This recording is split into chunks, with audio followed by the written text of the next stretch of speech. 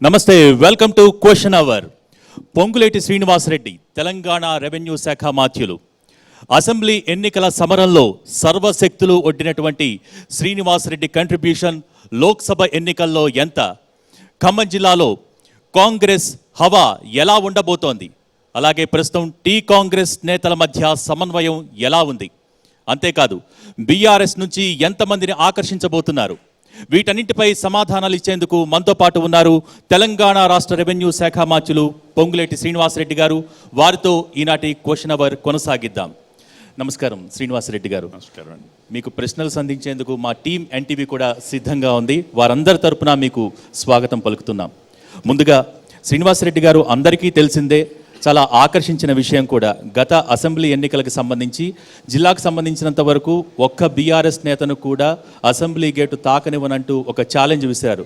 ఇప్పుడు లోక్సభ ఎన్నికల సమయంలో కొత్తగా ఏమైనా ఛాలెంజ్లు ఉండబోతున్నాయా?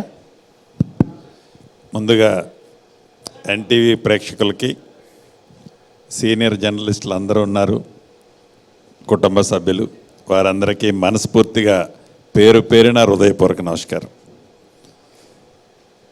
ఈ రాబోయే పార్లమెంట్ ఎన్నికల్లో తెలంగాణ రాష్ట్రంలో కాంగ్రెస్ పార్టీ 13 నుంచి 15 సీట్లు గెలవబోతుంది. దానికి కారణం, ఏదైతే అసెంబ్లీ ఎన్నికల్లో ఆనాడు 6 గ్యారంటీలు శ్రీమతి సోనియా గాంధీ గారు, ఖర్గే గారు, రాహుల్ గాంధీ గారు, ప్రియాంక గాంధీ గారు తెలంగాణ ప్రజలకి ఇచ్చిన మాటలో భాగంగా 6 గ్యారంటీల్లో 5 గ్యారంటీలు 100 రోజుల లోపల ప్రజల చెంతకు చేర్చిన ప్రభుత్వం ఇందిరమ్మ ప్రభుత్వం. ఇందిరమ్మ రాజ్యం అంటేనే స్వేచ్ఛ, ఇందిరమ్మ రాజ్యం అంటేనే ప్రతి ఒక్కరికి వారి సొంత రాజ్యంగా భావిస్తారు. అటువంటి రాజ్యం వచ్చి తెలంగాణ రాష్ట్రంలో ఈ రాబోయే పార్లమెంట్ ఎన్నికల్లో రాహుల్ గాంధీ గారిని ప్రధానమంత్రి చెయ్యాలి అని దేశ ప్రజలు, దేశంలో ఉండే అన్ని రాష్ట్ర ప్రజలు ఏ రకంగా కోరుకుంటున్నారో తెలంగాణ రాష్ట్రంలో ఉండే ప్రజలు కూడా కాంగ్రెస్ పార్టీని అత్యధిక సీట్లు గెలిపేయడానికి సిద్ధంగా ఉన్నారు. రమేష్ గారు. శ్రీనివాసరెడ్డి గారు, ఈ ఎన్నికల్లో మీ జయోపజయాలు, రాష్ట్ర ప్రభుత్వం మళ్ళీ ఉంటుందా లేదా అనే చర్చ కొనసాగుతుంది. ప్రధానంగా ఇటీవల కేసీఆర్ గారు చెప్పారు, 20 నుంచి 25 మంది ఎమ్మెల్యేలు నాతో టచ్లో ఉన్నారు, ఒక లీడర్ ఆ ఎమ్మెల్యేలను కూడా తీసుకొస్తారు, ప్రభుత్వాన్ని పడేద్దాం అని కూడా నాతో చెప్పాడు. కానీ నేను ఇప్పుడే వద్దన్నాను, ఏడాది అన్నా ఈ ప్రభుత్వం ఉంటుందా ఉండదన్నాడు. ఆ ఒక్క నేత పొంగులేటి శ్రీనివాసరెడ్డేనా? మంచి క్వశ్చన్ అడిగారు రమేష్ గారు.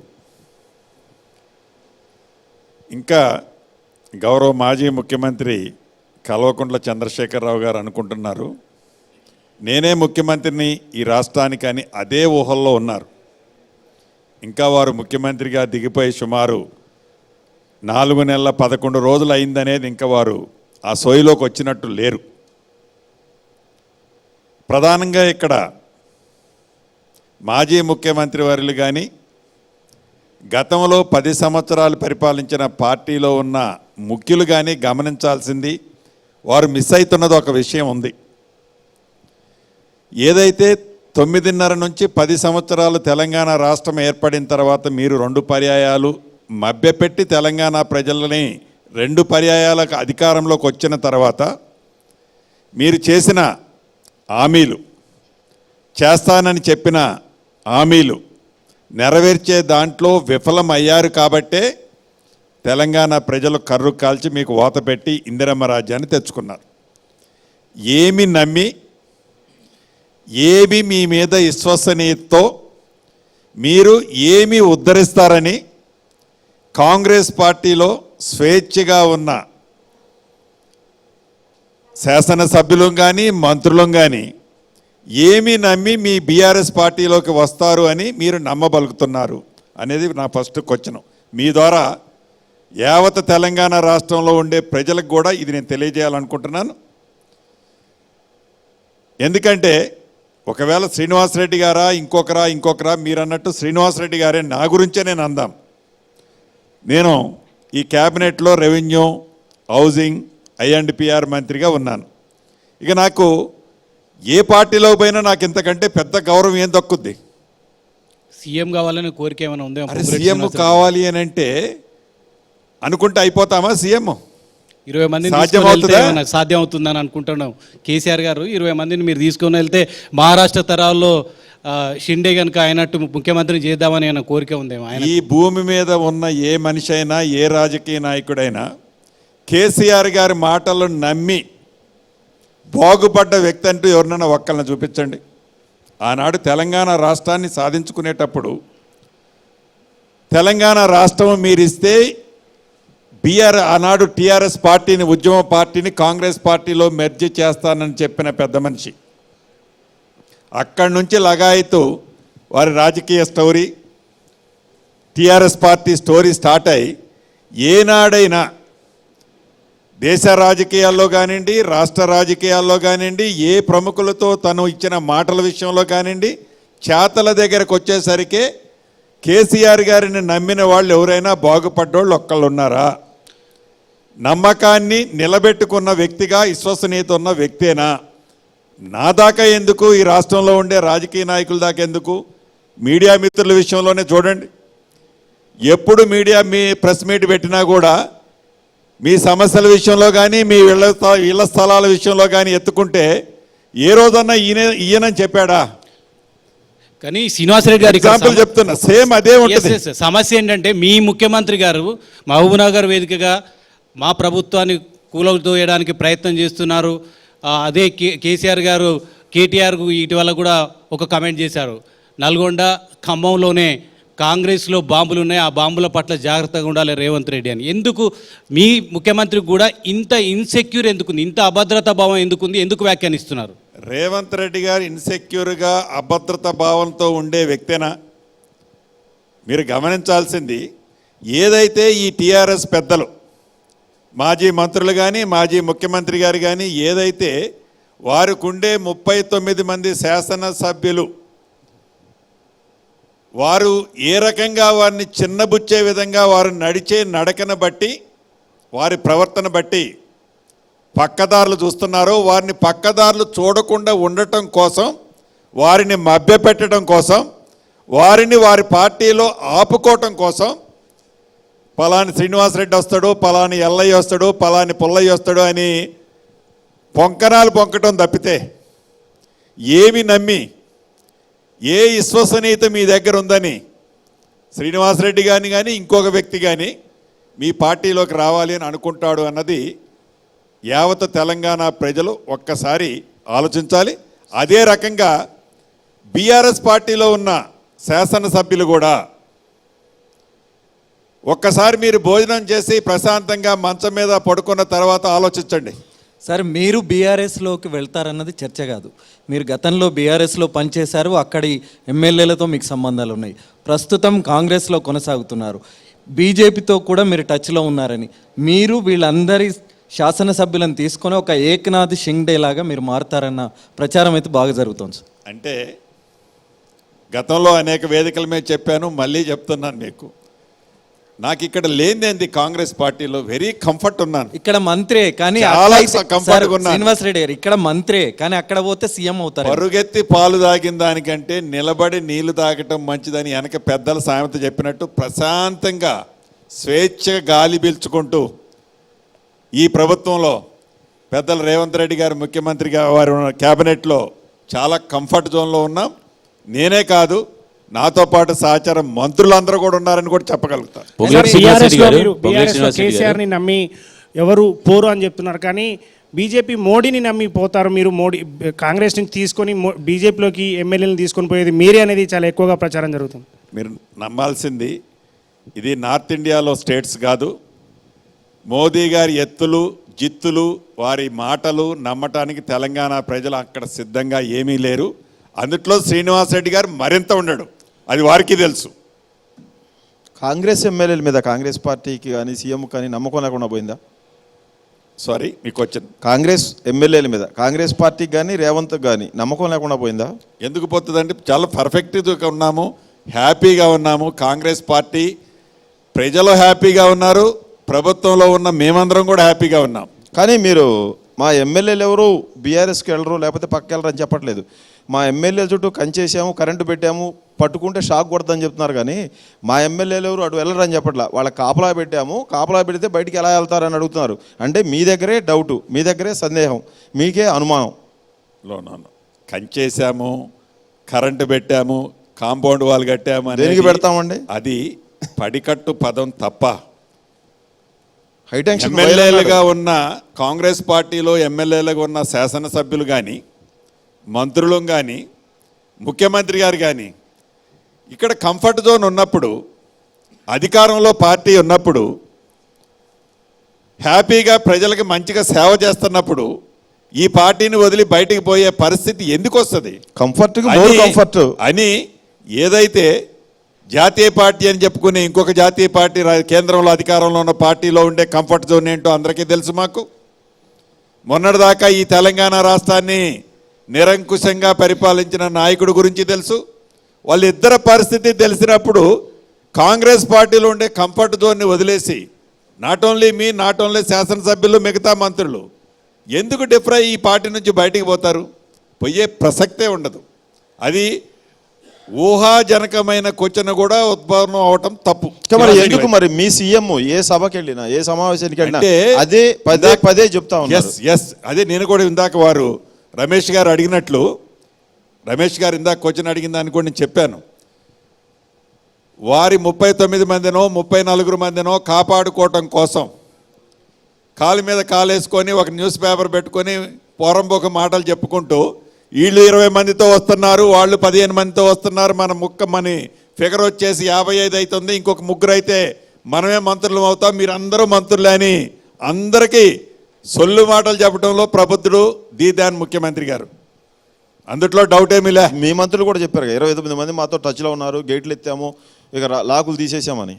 ఇది నిజం. ఇది మాది పొలంబొక మాటలు కాదు. ఆల్రెడీ మీరు ప్రాక్టికల్గా మేము ఎవరిని ప్రలోభాలు పెట్టడంలా, ఏమీ చేయటంలా. ఇక్కడ స్వేచ్ఛ ఉంది, ఇక్కడ ఫ్రీడమ్ దొరుకుద్ది, ఇక్కడ ప్రజలకు ఇచ్చిన మాటను నెరవేరుస్తుంది ఈ ప్రభుత్వం. ఈ ప్రభుత్వంతో ఉంటే మన నమ్ముకున్న నియోజకవర్గ ప్రజలు చల్లగా ఉంటారని నమ్మి వాళ్ళు ఈ పార్టీకి వస్తున్నారు తప్ప గేట్లు ఎత్తడం అన్నదానికంటే నిజం కూడా మా ముఖ్యమంత్రి గారన్నా మిగతా మా మిత్రులన్నా డెఫినెట్ అది నిజం కూడా. నాయకులు స్వేచ్ఛ కోసం, స్వాతంత్రం కోసం వస్తారా సార్? అధికారం కోసం, అధికారం అనుభవించడానికి వస్తారు. కానీ ఇప్పుడు గతంలో మనం చూసాం, అధికారం ఉంది, అరే ఆనాడు ముఖ్యమంత్రి గారిని ఒక ఎమ్మెల్యే కలవాలన్నా మంత్రులు కలవాలన్నా గతి ఉండేది కాదండి. ఆడ స్వేచ్ఛ ఆడుంది. ఇవాళ మీరు ముఖ్యమంత్రి గారిని కలవాలి అంటే, ఎమ్మెల్యేలు పోయి మంత్రులను కలవాలంటే, సామాన్య ప్రజలు మంత్రిని కలవాలంటే స్వేచ్ఛ కలిసే ఫ్రీడమ్ ఉంది. ఈడ హనాడాడుంది అక్కడ. శ్రీనివాస్ రెడ్డి గారు, కాంగ్రెస్ పార్టీలో కాకలు తీరిన యోధులందరికంటే షార్ట్ టర్మ్లోనే పొంగులేటి శ్రీనివాసరెడ్డి కాంగ్రెస్ పార్టీలో కీలక నాయకుడిగా ఎదిగిపోయారు. కాంగ్రెస్ అధిష్టానంలో కూడా గ్రిప్పు సంపాదించారు. ఎట్లా సంపాదించారు సార్ షార్ట్ టర్మ్లో? నేనైతే కాంగ్రెస్ పార్టీలో కీలక నాయకుడిని నేనైతే అనుకోవటం లేదు. First question answer. రెండవది, చిన్న నాయకుడినైనా పెద్ద నాయకుడినైనా సామాన్యుడినైనా బడాబాబునైనా ప్రేమగా ఆప్యాయతగా చూసినప్పుడు, మనిషిని మనిషిలాగా మనిషి గౌరవించినప్పుడు తప్పకుండా ఆ మనిషిని ఎదటి వ్యక్తి కూడా అదే రకంగా గౌరవిస్తాడనే ఫిలాసఫీని నమ్మినోడిని. ఆ ఫిలాసఫీతో నేను ముందుకు పోతున్నాను తప్ప కాంగ్రెస్ పార్టీలో నేను ఒక పెద్ద నాయకుడినో, నేనేదో ఇంతెత్తు ఎదిగానో ఎప్పటికీ అనుకోను, భవిష్యత్తులో కూడా అనుకోబోను. బీఆర్ఎస్ అధికారంలో ఉన్నప్పుడు 2300 కోట్ల కాంట్రాక్టు పనులు చేసిన పొంగులేటి శ్రీనివాసరెడ్డిని ఆ రోజు ఇదే క్వశ్చన్ అవర్లో 700 నుంచి 750 కోట్లు కేసీఆర్ నాకు ఇవ్వలేదు అన్నారు.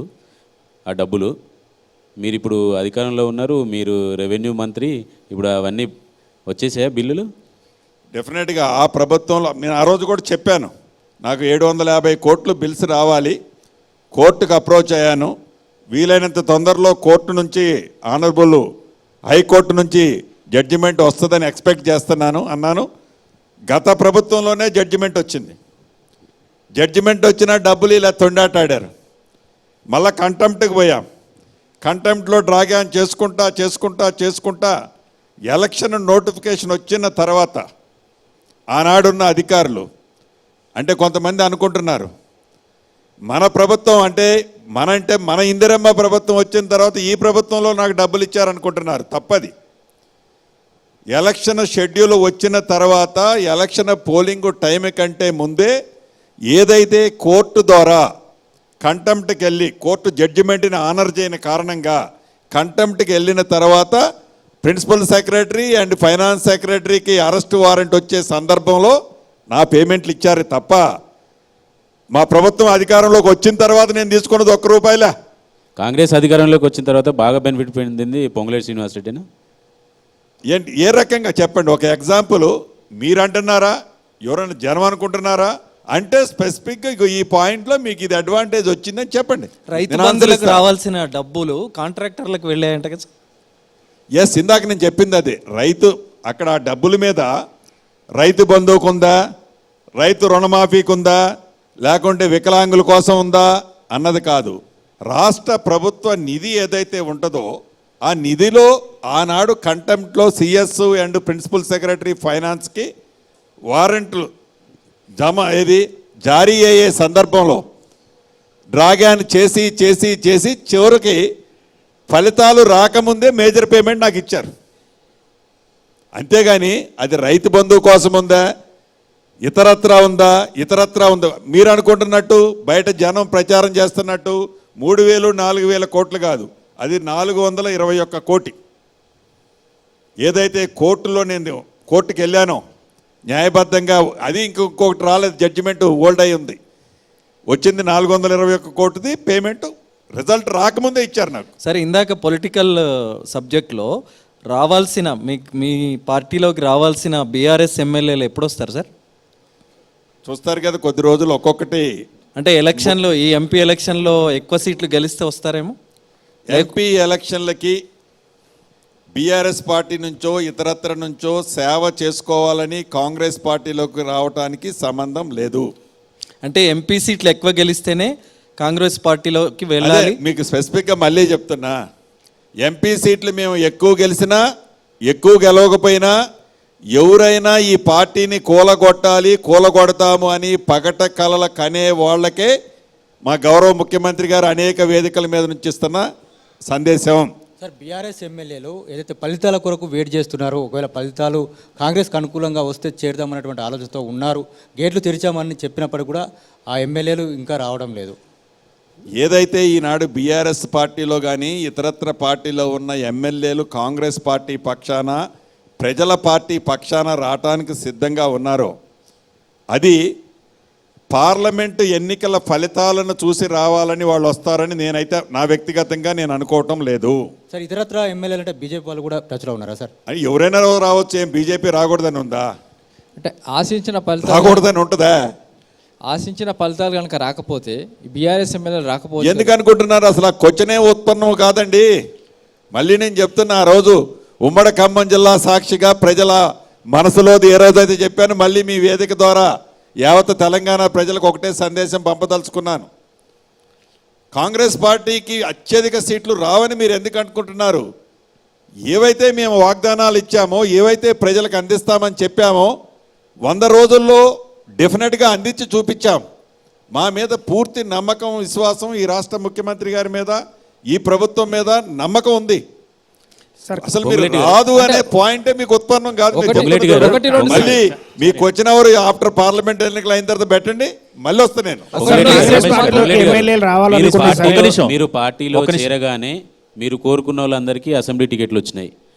ఇప్పుడు పార్లమెంటు ఎన్నికలు వచ్చినాయి. ఇప్పుడు మళ్ళీ మా తమ్ముడికో మా బంధువుకో టికెట్ ఇవ్వమని పొంగులేటి గారు అడుగుతారు. అంటే కాంగ్రెస్లో పాత తరం అందరినీ పక్కన పెట్టేసి ఇక కొత్తగా వచ్చిన వాళ్ళకే పదవులు ఇవ్వాలి, కొత్తగా వచ్చిన వాళ్ళకే టికెట్లు ఇవ్వాలా సార్?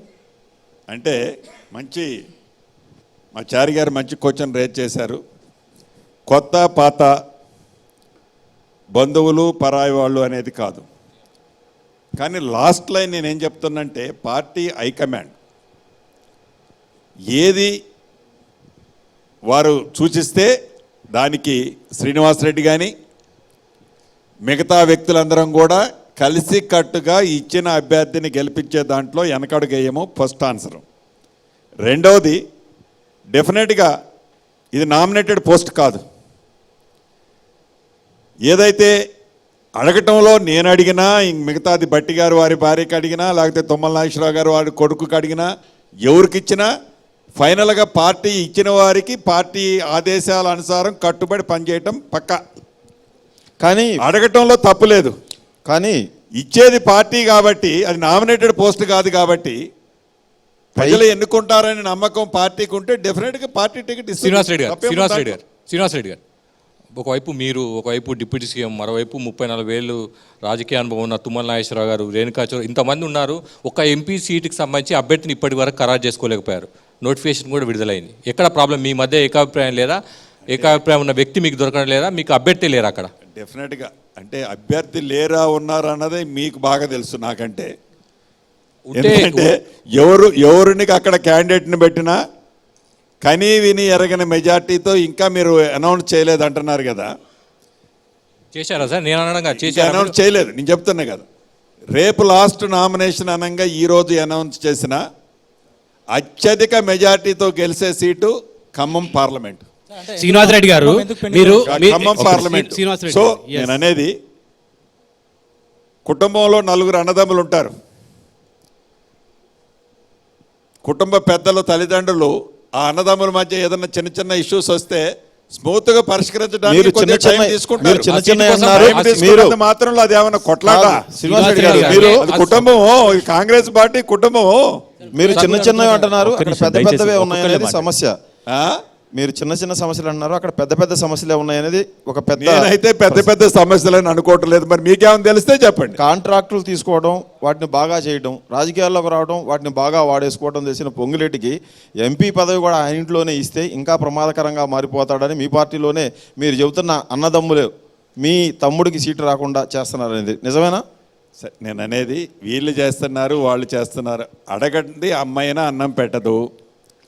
నేను అడిగినా, బట్టి గారు అడిగినా, తుమ్మల గారు అడిగినా, ఇంకొకళ్ళు అడిగినా అడిగిన తర్వాత ఫైనల్గా అమ్మాయి ఎవరికైతే పెడతాదో మేమందరం ఆ పెట్టిన వాళ్ళకి మేము మద్దతు పూర్తిగా ఇచ్చి గెలిపించుకుంటాము. అడిగిన వాళ్ళకి అడ్డం పడుతున్నది ఎవరు?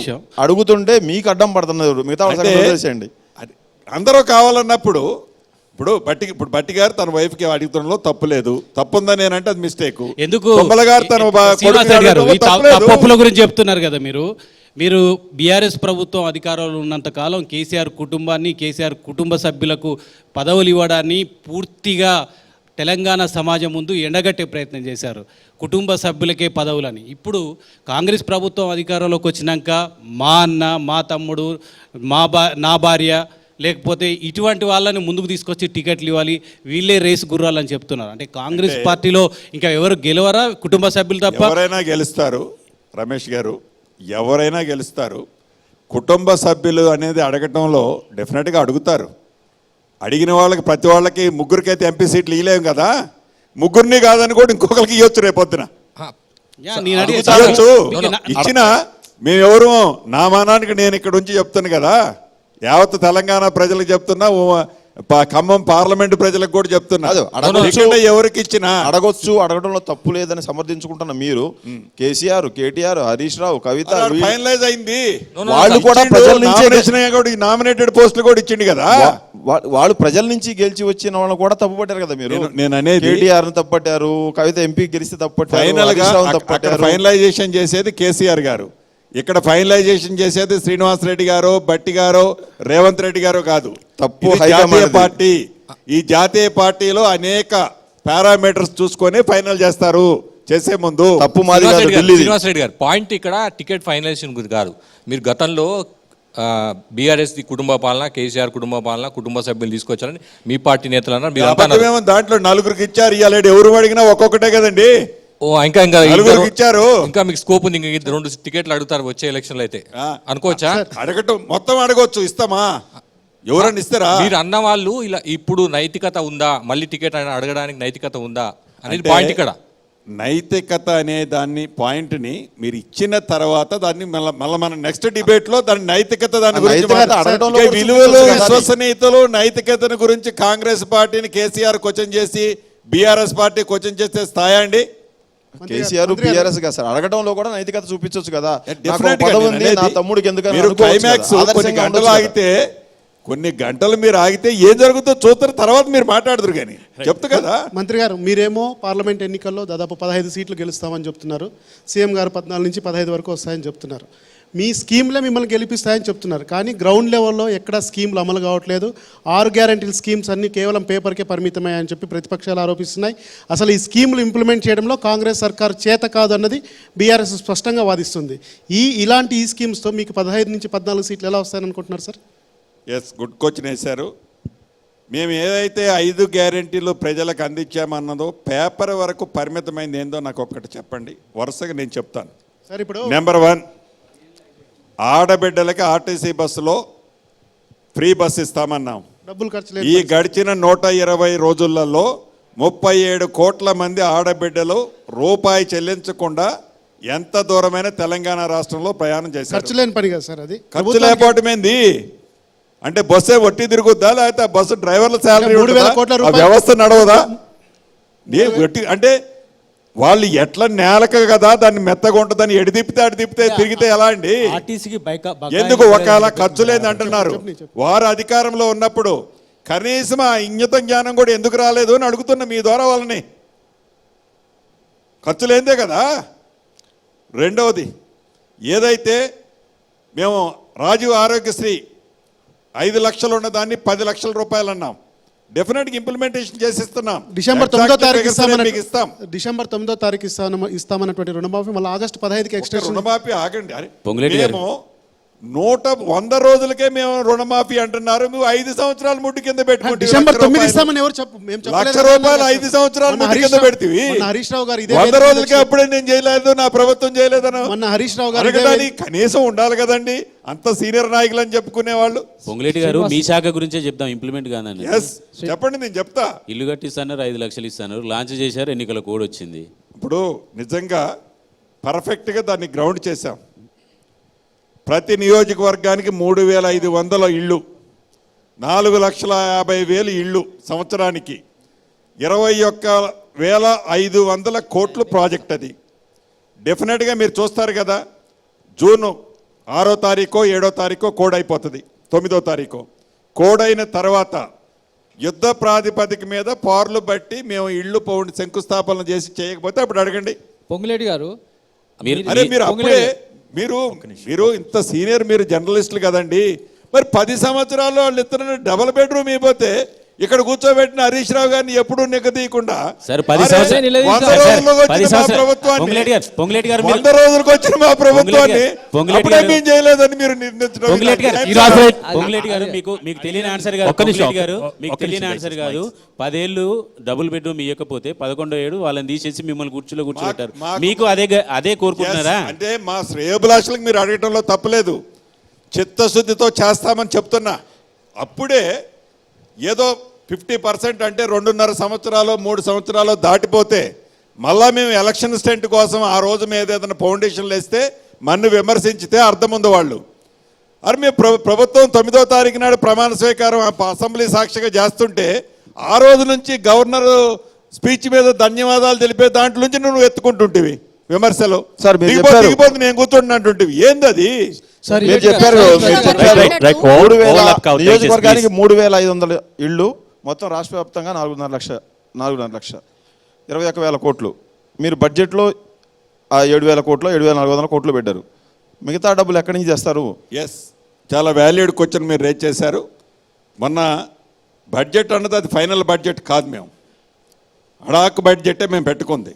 రేపు ఫైనల్ బడ్జెట్లో డెఫినెట్గా 21,500 కోట్లు మేము చూపిస్తాం. మీ మొత్తం బడ్జెట్ రెవెన్యూ 2,20,000 కోట్లు అండి.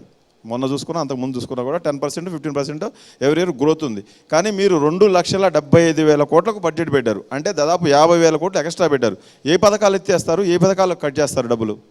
ఈ ప్రభుత్వానికి ఒక పూర్తి ఆలోచన ఉంది. ఈ ప్రభుత్వానికి కాళేశ్వరం ప్రాజెక్టు లాంటి దోచుకునే ప్రాజెక్టులు ఈ ప్రభుత్వం చేసే ఉద్దేశం లేదు. ఈ ప్రభుత్వానికి మేజర్ సేవింగ్స్ అటువంటి ప్రాజెక్టులో నుంచి తీసుకురాబోతుంది. ఈ ప్రభుత్వానికి చిత్తశుద్ధి ఉంది. ప్రజలకి ఏదైతే అవసరం ఉందో అది చేయటానికే ఈ ప్రభుత్వం ఉందో తప్ప బడాబాబుల కోసమో ఇతరత్ర దానికోసమో ఈ ప్రభుత్వం ఏ కార్యక్రమం చేయదు. డబ్బులు లేని డబ్బును బడ్జెట్ లో చూపించేసి చెప్పిన విషయాలలోనే మహాలక్ష్మి పథకానికి సంబంధించి 300 కోట్లు రిలీజ్ చేశామని చెప్పారు. కానీ ఇదే వేదిక మీద హరీష్ రావు గారు మాట్లాడుతూ మేము ఏదైతే బడ్జెట్లో పెట్టిన ఆర్టీసీకి ఇవ్వాల్సిన బడ్జెట్లో పెట్టిన 1500 కోట్ల నుంచే 300 కోట్లను ఇచ్చారు తప్పితే మహాలక్ష్మికి స్పెసిఫిక్గా తెలంగాణ ప్రభుత్వం ఇప్పుడు వచ్చిన తెలంగాణ ప్రభుత్వం మాత్రం విడుదల చేసింది ఏం లేదు అని చెప్తున్నారు. ఇంకొకటి ఆసరా పెన్షన్లకు సంబంధించి ఒక నెల ఎగ్గొట్టేశారు, ఇదెక్కడి 6 గ్యారంటీల స్కీము అనేసి ప్రశ్నిస్తారు. దానికి మీరేం చెప్తారు? సో ఆర్టీసీ దాంట్లో హరీష్ రావు గారు మాట్లాడితే ఆ టైంలో నేను అన్న జర్నీలో ఉండు అది క్వశ్చన్ మీరు ఎవరో రేజ్ చేసింది విన్నాను. మేము పెట్టాము బడ్జెట్లో అన్నారు. అసలు మీ బడ్జెట్ ఎప్పుడు పెట్టారు? ఈ బడ్జెట్కి మీరు పెట్టిన బడ్జెట్కి అసలు లింక్ ఏంది? ఈ బడ్జెట్ వచ్చేదానికి కదా పెట్టింది.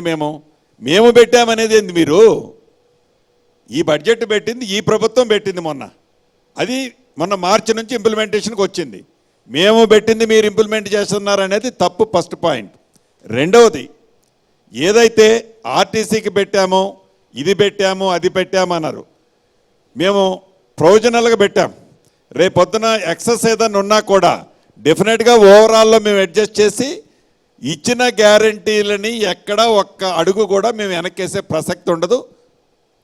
డెఫినెట్గా ఈ ప్రభుత్వం ఇచ్చిన మాట ఇచ్చిన గ్యారంటీని ఫుల్ఫిల్ చేస్తుంది. సార్ ప్రతిపక్షాలవి ఉట్టి ఆరోపణలే అనుకుందాం, కానీ మీ 100 రోజుల పాలనలో ప్రజలు హ్యాపీగా ఉన్నారని మీరు అనుకుంటున్నారా? ఒకవేళ ఉంటే ఈ వ్యతిరేకత ఎందుకు వస్తుంది? మార్పు రావాలి, కాంగ్రెస్ రావాలి అన్న వాళ్ళే ఈరోజు సోషల్ మీడియాలో విపరీతంగా ట్రోల్ చేస్తున్నారు. కాంగ్రెస్ వచ్చింది, కరెంటు పోయిందని. చాలా చోట్ల వ్యవసాయ బావుల దగ్గర ట్యాంకర్లను తీసుకొచ్చి వాటర్ వేయడం లాంటివి ట్రోల్ చేస్తున్నారు. మీరు చెప్తున్నటువంటి ఫ్రీ బస్ పైన కూడా చాలా గొడవలు వస్తున్నాయి. మహిళలే అంటున్నారు, ఎందుకు ఇచ్చారా బాబు ఈ ఫ్రీ బస్సు, లేకపోయినా చాలా బాగుండేది అని చెప్పి. అంటే మీరు చెప్పిన ఈ 6 గ్యారంటీలను చూసి ఓటేసిన జనాల నుంచే ఈ 6 గ్యారంటీల పైన వ్యతిరేకత కూడా వస్తున్నట్టుంది. మీరు ఇందాక ఏదైతే అన్నారో, ఏదైతే 6 గ్యారంటీలు మీ 100 రోజుల పరిపాలన తృప్తిగా ప్రజలున్నారా అనే మీ క్వశ్చన్ ఏదంటే, ఎస్ ఉన్నారు. కాబట్టే ఈ పార్లమెంటు ఎన్నికల్లో 13 నుంచి 15 సీట్లు గెలవబోతున్నామని చెప్తున్నాను. రెండవది, ఈ సోషల్ మీడియా ఇంకా తక్కువ. ఈరోజు ఆ రోజు ఆనాడు క్యాబినెట్లో ఉన్న మంత్రులు సోషల్ మీడియాని ఎలా మెయింటైన్ చేశారో, గ్లోబల్ ప్రచారం ఎలా చేశారో, గ్లోబల్ ఉన్నదాన్ని లేనిగా చిత్రీకరించి ఎలా నడిపారు, అయ్యాల దాంతో పోలిస్తే ఇవాళ తక్కువ. డెఫినెట్గా చెయ్యని దాన్ని అద్భుతంగా పిక్చర్లో చూపించడంలో వాళ్ళ చిద్దాస్తులు. మేము చేసిన దాన్ని ప్రజలకు చూపించే దాంట్లో డెఫినెట్గా మేము సక్సెస్ అవుతామని మేము అనుకుంటాం. అంటే ఇవన్నీ ఉట్టి డ్రామాలేనా సార్? ఈ మహిళలు కొట్లాడుతూ కానీ, లేకపోతే వ్యవసాయ బావుల దగ్గర ట్యాంకర్లు పెట్టడం, ఇవన్నీ బీఆర్ఎస్ ఆడిస్తున్న డ్రామాలేనా సార్? ఒకటి నిజం, పదే గత ప్రభుత్వంలో పరిపాలకుల్లో ఉన్నవాళ్ళు కాంగ్రెస్ పార్టీ వచ్చింది, కరువు వచ్చింది, కాంగ్రెస్ పార్టీ వచ్చింది, కరెంటు పోయింది, కాంగ్రెస్ పార్టీ వచ్చింది, మంచినీళ్ళు లేవు, కాంగ్రెస్ పార్టీ వచ్చింది అని రైతుల మీద వల్లమాన ప్రేమ చూపిస్తూ ఈనాడు ది గ్రేట్ మాజీ ముఖ్యమంత్రి గారు వారి మంత్రుల్ని తొత్తుల్ని వేసుకొని పోతున్నాడు గ్రౌండ్లోకి. ఏనాడైనా మీరు ముఖ్యమంత్రిగా ఉన్ననాడు ప్రజల మీద, రైతుల మీద ఏ ఒక్క ఫీల్డ్కైనా ఇన్స్పెక్షన్కి పోయారా? పోక ఎన్నికలకు ముందు ఒక్కసారి ఖమ్మం జిల్లాలో, మిగతా జిల్లాల్లో తుఫాన్లు వచ్చినప్పుడు డ్యామేజ్ అయిన పంటలను చూసి 10,000 రూపాయలు ఎకరానికి ఇస్తానని చెప్పి అది మొన్నటిదాకా ఇలా వారి ప్రభుత్వంలో ఉన్నంత వరకు. అది తప్ప ప్రజల కష్టాలని, రైతన్నల కష్టాలని ఏనాడైనా ప్రత్యక్షంగా పోయి చూడని మీరు ప్రతిపక్షంలోకి వచ్చేసరికి ఉద్యమ పార్టీగా మీరు అధికారంలోకి వచ్చిన తర్వాత అధికారంలోకి వచ్చిన తర్వాత మీ స్టైల్ ఏంది, మీ భాష ఏంది? అధికారం దిగిపోయిన తర్వాత మొన్న మీరు అంటుంది మళ్ళీ మనం ఉద్యమ బాట పట్టుకుందామట. అంటే కేసీఆర్ గారి నోటే ఏదైతే చెప్పకూడదో అదే చెప్పారు. ఏం చెప్పారంటే, అధికారంలో ఉన్నప్పుడు మేము ప్రజలను విస్మరించాము, మాకు ఇలా కనువిప్పు కలిగింది, మళ్ళీ ఉద్యమ బాటే నేను పడుతున్నాను, అధికారంలో నేను తప్పులు చేశానని ప్రత్యక్షంగానే ఒప్పుకున్నారు మాజీ ముఖ్యమంత్రి వర్యులు. అదే రకంగా ఏదైతే ఈనాడు మంచినీరు, సాగునీరు, ఈ రెండు విషయాల్లో ఈ ప్రభుత్వం అధికారంలోకి వచ్చింది డిసెంబర్ 9వ తారీఖు నాడు. అసెంబ్లీ సాక్షిగా అదే అడిగాను నేను. సాగునీరు విషయంలో అవతల హరీష్ రావు గారు మాట్లాడితే ఏవైతే మీరు ఇటు గోదావరి పరివాహక ప్రాంతాల్లో, కృష్ణా పరివాహక ప్రాంతాల్లో గడిచిన సంవత్సరం 56% వర్షాలు తక్కువగా పడ్డాయి మీరు అధికారంలో ఉన్నప్పుడు. ఆ ఉన్న నీటిని కూడా సోయి లేకుండా మీరు వాటిని రిజర్వాయర్లో ప్రాపర్గా పార్క్ చేయలే. మీరు మహాక్షేత్రం అని ఏదైతే కాళేశ్వర క్షేత్రాన్ని చూపించారో దాంట్లో నీళ్ళన్నీ మీ గొప్పతనంతో ఆ నీళ్ళన్నీ వదిలేశారు. మీరు చేసిన ఘనకార్యాన్ని కాంగ్రెస్ పార్టీకి మీరు అంటగడుతున్నారు సిగ్గర్పించడంలా. ఈ ప్రభుత్వం అధికారంలోకి వచ్చి కరెక్ట్గా ఇప్పటికే 108 రోజులు, 109 రోజులు, 110 రోజులు. మమ్మల్ని మీరు ఎట్లా అంటారు? మీరు మేము కట్టిన ఇల్లే పెట్టిన పొయ్యే, కానీ కాంగ్రెస్ నాయకులు చౌటలు దద్దమ్మలు వాళ్ళకు నడపడం రావటం లేదు అని ఇంకొక అడుగు ముందేసి వేరే కామెంట్ కూడా చేశారు, మీరు వినుంటారు. మీకు నడపడం రావట్లేదా, మీరు మిమ్మల్ని బ్లేమ్ చేయాలని చూసిన ఎందుకు ఒక ముఖ్యమంత్రిగా పనిచేసినటువంటి వ్యక్తి ఎందుకు మిమ్మల్ని అంత పరుష పదజాలంతో దూషించాల్సినటువంటి పరిస్థితి వచ్చిందంటారు? అంటే వారి సంస్కారం, వారి సంస్కృతి, వారి ఆలోచన, ఆ 80,000 పుస్తకాలు చదివిన ఆ నాలెడ్జి దాని మీద ఉపయోగిస్తారు. వారు ఇందాక ఫస్ట్ మైక్ పట్టుకోవడం చెప్పాను కదా మీకు. 4 నెలలు అయినా ఈ కొత్త ప్రభుత్వం వచ్చి ఇంకా నేను ముఖ్యమంత్రి అనే ఆ ట్రాక్లో ఉన్నారు. వారు ఆ ట్రాన్స్లో నడుస్తుంది ఇంకా దొరగారు వ్యవహారం.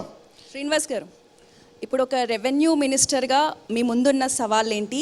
ఈ 5 years టర్మ్లో మీరు ఎలాంటి విజన్తో ముందుకెళ్ళాలనుకుంటున్నారు? మొదటగా కాంగ్రెస్ పార్టీ మా నాయకులందరూ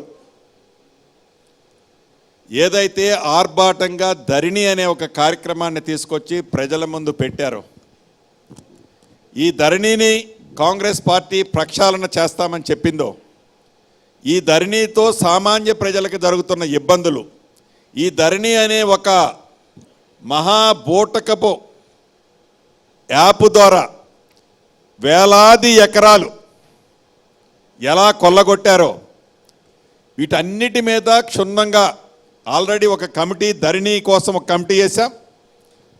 ఏదైతే దాంట్లో హోల్డ్ అయిన పెండింగ్ ఉన్న అప్లికేషన్స్, ఆ స్పెషల్ డ్రైవ్లో 1,00,000 అప్లికేషన్లు క్లియర్ చేశాం. మళ్ళీ ఆ ధరణిలో అప్లికేషన్లు తీసుకునేది కంటిన్యూ జరుగుతుంది.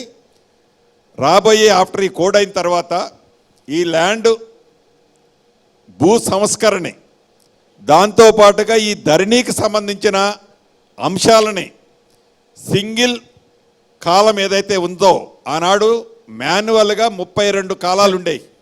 ధరణిని మీరు అసెంబ్లీ ఎన్నికల సమయంలో బంగాళాఖాతంలో పడేస్తాం, అసలు ధరణి అన్నది జనాలకు అందుబాటులో ఉండదు, మేము ఇది చేస్తాం, ప్రజలకు అందుబాటులో ఉండేలా తెస్తామన్నారు. తీరా చూస్తే ఇప్పుడు ప్రక్షాళన అనేటువంటి కొత్త పదం తీసుకున్నారు. ధరణిని తీసేస్తే జనాలకు ఎప్పుడు కూడా క్షణ ఆవేశంలో ఏ తొందరపాటు నిర్ణయం తీసుకోకూడదు. అటువంటి నిర్ణయాల ఫలితమే, గత ప్రభుత్వంలో తీసుకున్న ఫలితమే కాళేశ్వరం కానీ లేకుంటే ధరణి కానీ. ఈ ధరణిలో ఏదైతే ఆనాడు ప్రాక్టికల్గా ఏ ఒక గ్రామమో, ఒక మండలమో, ఒక జిల్లానో పెట్టకుండా అర్ధరాత్రి వారికి తోచిన దాన్ని, వారికి తొత్తులు చెప్పిన దాన్ని ఆచరించి పెట్టడం ఫలితమే ఈనాడు సామాన్య ప్రజలు పడుతున్న ఇబ్బంది. ఈ పెట్టిన దాన్ని రాత్రికి రాత్రి ఈ ప్రభుత్వం వారు పెట్టింది మీ ప్రభుత్వం తీసేయాలన్నది ఈ ప్రభుత్వం యొక్క ఆలోచన కాదు. వారు మంచి ఏదైతే ఆ ప్రభుత్వంలో చేసినది ఉన్నా వాటిని తీసేయాలని అనుకోవట్లేదు. ధరణికి సంబంధించి మహబూబాబాద్ జిల్లా కేసముద్రం మండలం నారాయణపురంలో ఆ ఊరంతా అటవీ శాఖ పేరు మీదనే ఉంది. మిమ్మల్ని గెలిచారు, సీఎంని గెలిచారు, మీరేమో 1,00,000 దరఖాస్తులను క్లియర్ చేసినారు. ఇప్పటి వరకు ఆ రైతులకు రైతు బంధు రావట్లేదు, ఆ రైతులు ఏం చేసుకోవాలని కూడా అక్కడికి రావట్లేదు. దాని మీద ఆ 1,00,000లో ఇది ఉందా? డెఫినెట్గా అన్నీ అంటే వాళ్ళందరూ అప్లై చేసుకొని ఉండుంటారు. క్షుణ్ణంగా ఇంతకుముందు ప్రతిదీ డిస్ట్రిక్ట్ హెడ్ క్వార్టర్ కలెక్టర్ దాన్ని చూసేవాడు. ఈ ధరణిలో ఉన్న సమస్యలని వీటిని ఫేస్ మేనర్లో ఎంఆర్ఓ నుంచి మొదలెట్టి ఎంఆర్ఓ, ఆర్డీఓ, జాయింట్ కలెక్టర్కి పవర్స్ ఇచ్చాం. దాంతో ప్రతిదీ క్షుణ్ణంగా గ్రౌండ్ మీదకి పోయి షార్ట్అవుట్ చేయాలన్నది మేము తీసుకున్న నిర్ణయం. దాని ప్రకారంగా ప్రతి దాన్ని వీళ్ళు గ్రౌండ్ మీదకి పోయి 1,00,000 క్లియర్ చేశారు. ఆఫ్టర్ పోలింగ్ అంటే ఇప్పుడు వీళ్ళందరూ అధికారులు రెవెన్యూ వాళ్ళంతా పోలింగ్లో ఉన్నారు ఇప్పుడు. మీకు తెలియదు కదా సార్, ఆరోపణలు ఎదుర్కొంటున్నటువంటి అధికారిని అక్కడ కంటిన్యూ చేస్తూ ధరణి సమస్యలు వినలేదు, గతంలో మీకు అపాయింట్మెంట్ ఇవ్వని వాళ్ళని అక్కడే అధికారిని పెట్టి ఇప్పుడు సమస్యలు పరిష్కరిస్తామంటే ఎట్లా నమ్ముతారు సార్ మిమ్మల్ని? మీరు క్యాచ్ చేయాల్సిన పాయింట్ ఏంటంటే అధికారుల్ని వారు ఉన్నప్పుడు ఈ స్థానంలో ఉండదు కాబట్టి మేము రావడంతో ఈ అధికారిని తీసేసి ఇంకొక దగ్గర వేయటం కాదు. వేయాల్సిన వచ్చిన రోజు గతంలో ఇప్పుడు మనం చూశారు చాలా మంది అధికారులని ఎలా షిఫ్ట్ చేసిందో ఈ ప్రభుత్వం. మీ ఎన్నికల ప్రచారంలో ఇప్పుడు ఉన్నటువంటి సీఎం, డిప్యూటీ సీఎం, మంత్రులుగా ఉన్నటువంటి వాళ్ళంతా లెక్కపత్రం రాస్తున్నాము అంతా వడ్డీతో సహా తేలుస్తామని ఇప్పటివరకు అసలే తేలుస్తలేరు, ఇంకా వడ్డీ ఏం తేలుస్తారు? డెఫినెట్గా వడ్డీ కాదు, చక్ర వడ్డీతో సహా తెలుస్తాం. శ్రీనివాసరెడ్డి గారు ధరణి పేరుతో పొరపాట్లు జరిగాయి, అక్రమాలు జరిగాయని చెప్పారు. కేవలం ఒక హైదరాబాద్ శివారు ప్రాంతాల్లోనే వేలాది ఎకరాల భూములు గత ప్రభుత్వంలో ఉన్న పెద్దలు కొట్టేశారు, ప్రభుత్వ భూములను ప్రైవేట్ భూములుగా చూపించారు. ఇలా చాలా వరకు కొన్ని వేల కోట్ల స్కామ్ జరిగింది ధరణి పేరుతో అని చెప్పారు. ఏమైనా మీ కమిటీ ఇప్పటివరకు ఏమైనా తేల్చిందా? ఒకవేళ ప్రభుత్వ భూములను ప్రైవేటు భూములుగా చేసుకొని ఇప్పటికే కన్స్ట్రక్షన్ చేసి వాటిని మిడిల్ క్లాస్ వాళ్ళకో లేదా అప్పర్ క్లాస్ వాళ్ళకో అమ్మితే ఎటువంటి చర్యలు తీసుకోబోతున్నారు? నిజానికి అసలు హైదరాబాద్ శివార్లో ధరణి పేరుతో దోపిడీ జరిగిందా లేదా? 100% జరిగిన మాట వాస్తవం. సుమారుగా ఇప్పటి వరకు నాకు తెలిసి 4 డిజిట్స్లో ఉన్న ఏరియాని ఐడెంటిఫై చేశాము ఎకరాల్లో. దీన్ని ఎవరి పేరుతోనైతే ట్రాన్స్ఫర్ అయినాయో ఆ ప్రాపర్టీస్ని అన్నిటినీ ప్రొబిటెడ్ లిస్ట్లో పెట్టించాము. ఫర్దర్గా ఆ ప్రాపర్టీని ఎవరు కూడా మూవ్ చేయకుండా ఉండే విధంగా వాటి మీద అధికారుల్ని అంటే ఉన్న అధికారిని కాకుండా సపరేట్ అధికారులతో ఆల్రెడీ దాని మీద వర్క్ ఇన్డెప్త్గా జరుగుతున్నది.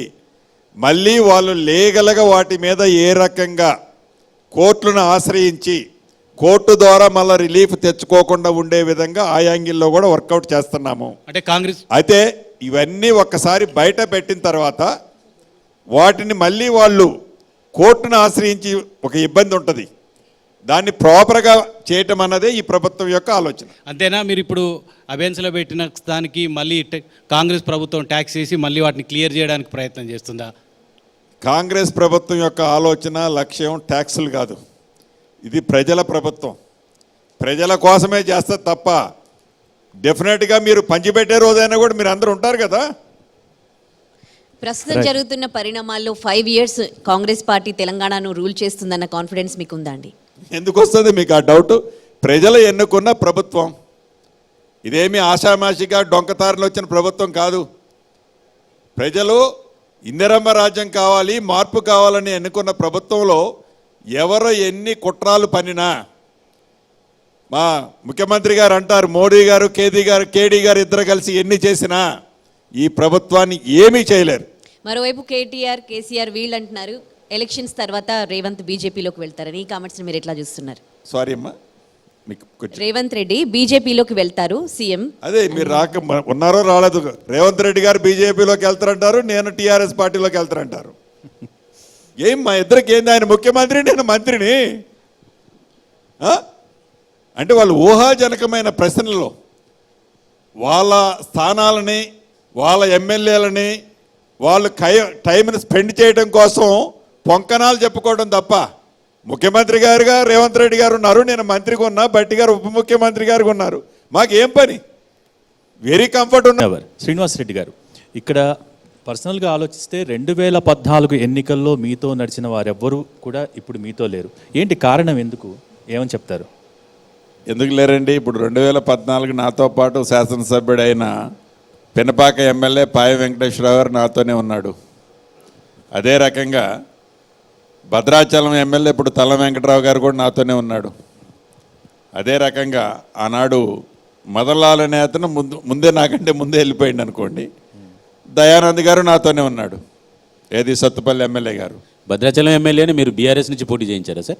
నేను బీఆర్ఎస్ నుంచి పోటీ చేయలేదు. మీతో ఉండంటే డౌట్ వచ్చింది సార్. నాతోనే మళ్ళీ వచ్చింది కదా వెనక్కి. అదే అక్కడ పోటీ చేయించి గెలిపించుకొని ఇక్కడ తీసుకొచ్చారు. అది తప్పు కాదు సార్. మీరు ఒక టికెట్ ఈయన కారణంగా అంటే ఆడ సిట్టింగ్ ఎమ్మెల్యే వీరయ్య గారు ఉన్నారు, వేరే గారు ఉన్న సిట్టింగ్ ఎమ్మెల్యేని కాదని నా మనిషికి టికెట్ ఇవ్వండి లేకుంటే ఈయన గెలుస్తాడన్నా. అందుకే సార్ ఇక్కడ అది టికెట్ రాలేదు కాబట్టి అటు పంపించారా సార్? సిట్టింగ్ ఎమ్మెల్యేలు ఉన్న అందరి దగ్గర కాంగ్రెస్ టికెట్లు ఇచ్చింది అన్నాడు. సార్ ఇక్కడ టికెట్ రాలేదు కాబట్టి అటు పంపించారా సార్?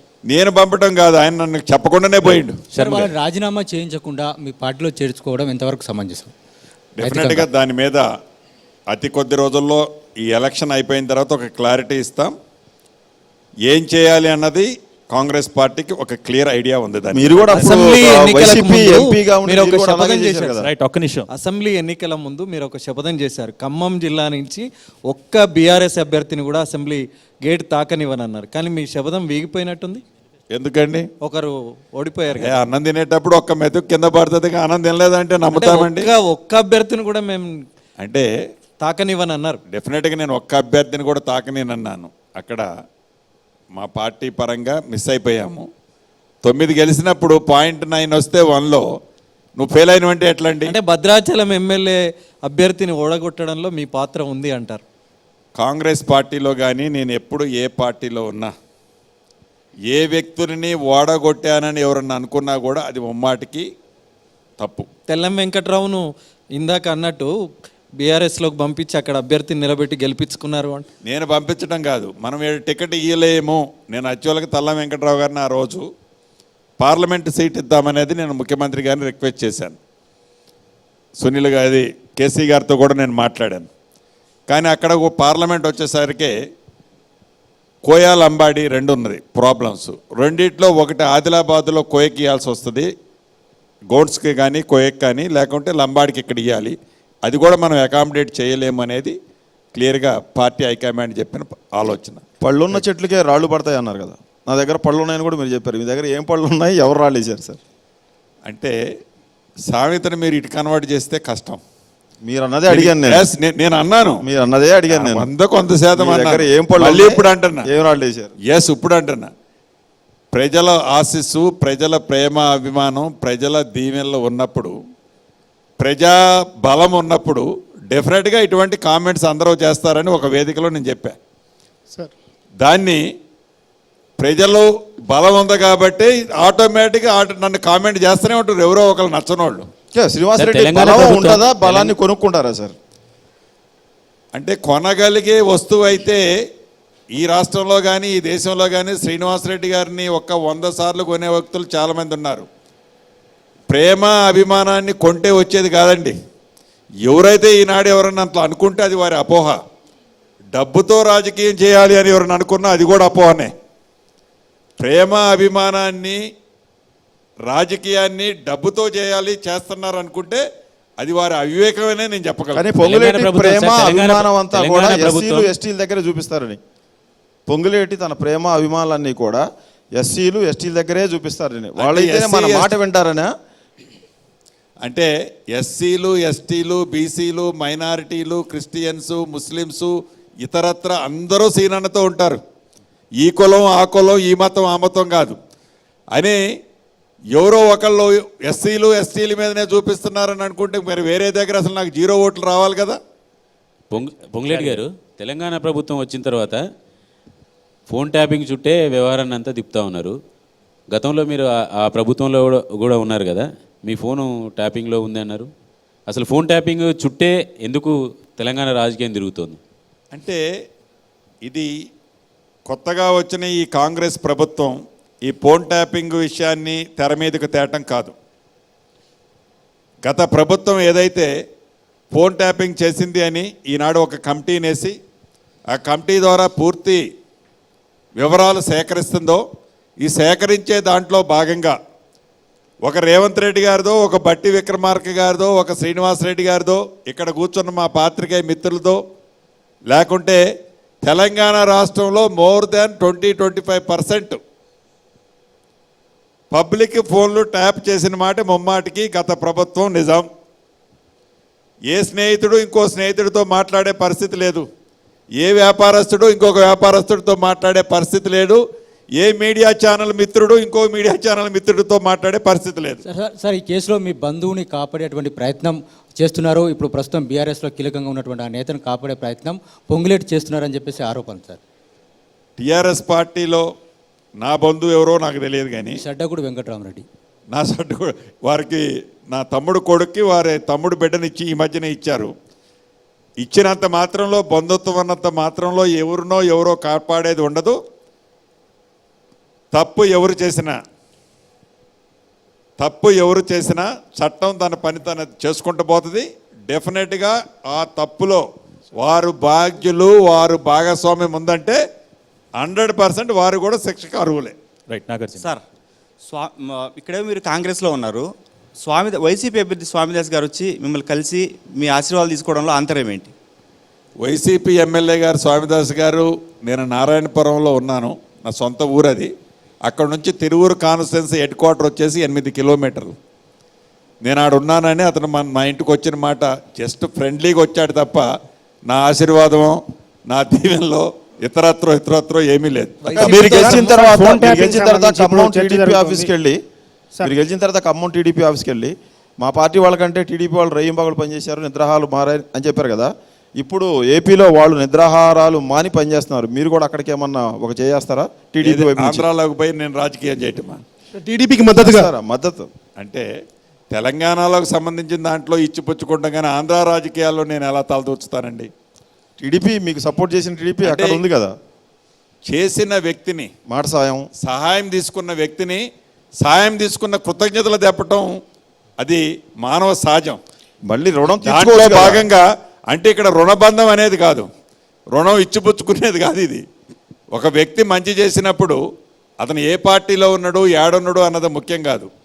మనకు ఒక వ్యక్తి మనకు మంచి చేసినప్పుడు గుర్తుపెట్టుకొని నువ్వు మంచి చేసినవి అన్నా అని చెప్పడం తప్పని అంటే నేను అనుకోవటంలే. ఆంధ్రప్రదేశ్లో ఉన్న 3 పార్టీల నుంచి ఇప్పుడు షర్మిల మీకు ఇక్కడ సపోర్ట్ చేశారు, కాంగ్రెస్ పార్టీలో ఉన్నారు. తెలుగుదేశం సపోర్ట్ చేసింది మీకు ఖమ్మంలో, చంద్రబాబు నాయుడు అక్కడ ఉన్నారు. మీరు జగన్కి సన్నిహితంగా ఉంటారు. మీరు 3 పార్టీల్లో ఎవరికి సపోర్ట్ చేస్తారంటే ఏం చెప్తారు? మీరు అక్కడికి వెళ్ళి ప్రచారం అందుకోసం అక్కడికి వెళ్ళి ప్రచారం చేయనని చెప్తున్నారా? ఏం చెప్తారు సార్? నేను కాంగ్రెస్ పార్టీలో ఉన్నాను ఈనాడు. ఆంధ్రప్రదేశ్లో కాదు, ఈ దేశంలో ఎక్కడున్నా నా ఓటు కాంగ్రెస్ పార్టీయే. దాంట్లో నాకు వెరీ క్లారిటీ. రాజకీయాలు వేరు, స్నేహాలు వేరు, బంధుత్వాలు వేరు. ఇందాక మీకు చెప్పినట్లు రాజకీయాలతోనే ఉంటాయి.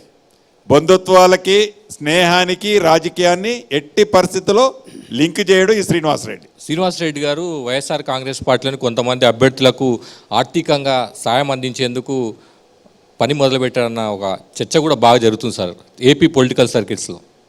ఎవరు సాయం చేస్తున్నారని? వైసీపీ అభ్యర్థులకు, కొంతమంది అభ్యర్థులకు వాళ్ళతో మీకు వ్యాపార సంబంధాలు ఉన్నాయి, ఇప్పుడు ఎన్నికలు ఉన్నాయి కాబట్టి మీరు ఇండైరెక్ట్గా ఆపరేషన్ చేయాలనుకుంటున్నారు. ఈ రోజు వరకు వైసీపీ వాళ్ళ, టీడీపీ వాళ్ళ, కాంగ్రెస్ వాళ్ళ నా దగ్గరకు వచ్చింది లేదు, నా దగ్గర డబ్బు ఉన్నది లేదు వాళ్ళకి ఇవ్వటానికి.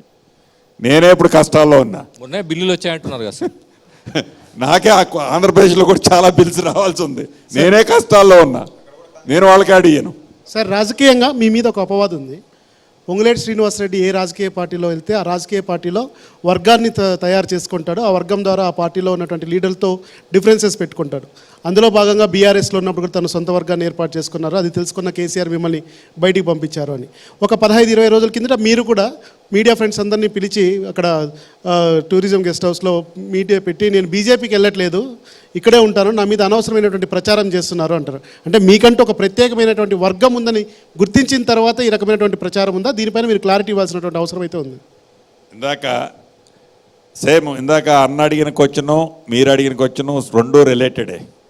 ఆ రోజు టూరిజం ప్లాజాలో మీడియా మిత్రుల్ని పిలిచి చిన్న ఆతిథ్యం ఇచ్చినప్పుడు పండ్లున్న చెట్టుకు రాళ్ళు తగులుతాయని, ఇంకొక మిత్రుడు మీరు బీజేపీలో పోతున్న క్వశ్చన్ నాది కాదు ఆన్సరు, అటు నుంచి క్వశ్చన్ అడిగితే ఆ క్వశ్చన్కి నేను ఆన్సర్ ఇచ్చాను. వర్గం ఏర్పాటు చేసుకుంటారు. అయితే ఇక్కడ మీకు చెప్పేది ఏంటంటే, ఒకటి నిజం, నేను ఈ రాజకీయాల్లోకి వచ్చింది ఏదో డబ్బు సంపాదించాలనో ఏదనో కాదు. ప్రజల ప్రేమ, అభిమానాలు, ఆత్మీయతలు నేను పోయిన ఒక 10-15 సంవత్సరాల తర్వాత కూడా ఫలానా మనిషి టైంలో మంచి జరిగిందిరా అనేది వాళ్ళ గుండెల్లో ఉండాలి అనే తాపత్రయంతో నేను ఫ్యాషన్గా, నిజాయితీగా, చిత్తశుద్ధితో రాజకీయాలు చేయాలని వచ్చిన. దీంట్లో భాగంగా అది గ్రూపులు అనుకుంటారా, లేకుంటే గ్రూపుల్ని ప్రోత్సహిస్తున్నాను అనుకుంటారా, లేకుంటే ఎదట మనిషి ఏమనుకుంటాడో అనుకున్న దానికంటే కూడా ఎక్కడన్నా ఇబ్బంది కలిగి కష్టమున్న కార్యకర్తని పోయి భరోసా అయితే డెఫినెట్గా అప్పుడు కాదు ఇప్పుడు కాదు భవిష్యత్తులో కూడా పోయి ఇస్తా. యువతల ఈ పార్టీలో ఇంకొక వ్యక్తి మన పార్టీలో ఉన్నోడిని ఇబ్బంది పెట్టి మన పార్టీ వాడిని నష్టపెడుతుంటే డెఫినెట్గా పోయి నేనైతే అక్కడ నిలబడ్డప్పుడు అక్కడ మనన్న నాయకుడు నా గ్రూప్ మనిషిని వచ్చి ఇక్కడ ఇబ్బంది పెడుతున్నాడని అతను అనుకుంటే ఆ ఇంగితగా వదిలేస్తా. కానీ పార్టీని నమ్ముకున్న వ్యక్తిని నేను డెఫినెట్గా కాపాడే దాంట్లో ముందుంటా సార్. అది అతను ఏమని అనుకోని.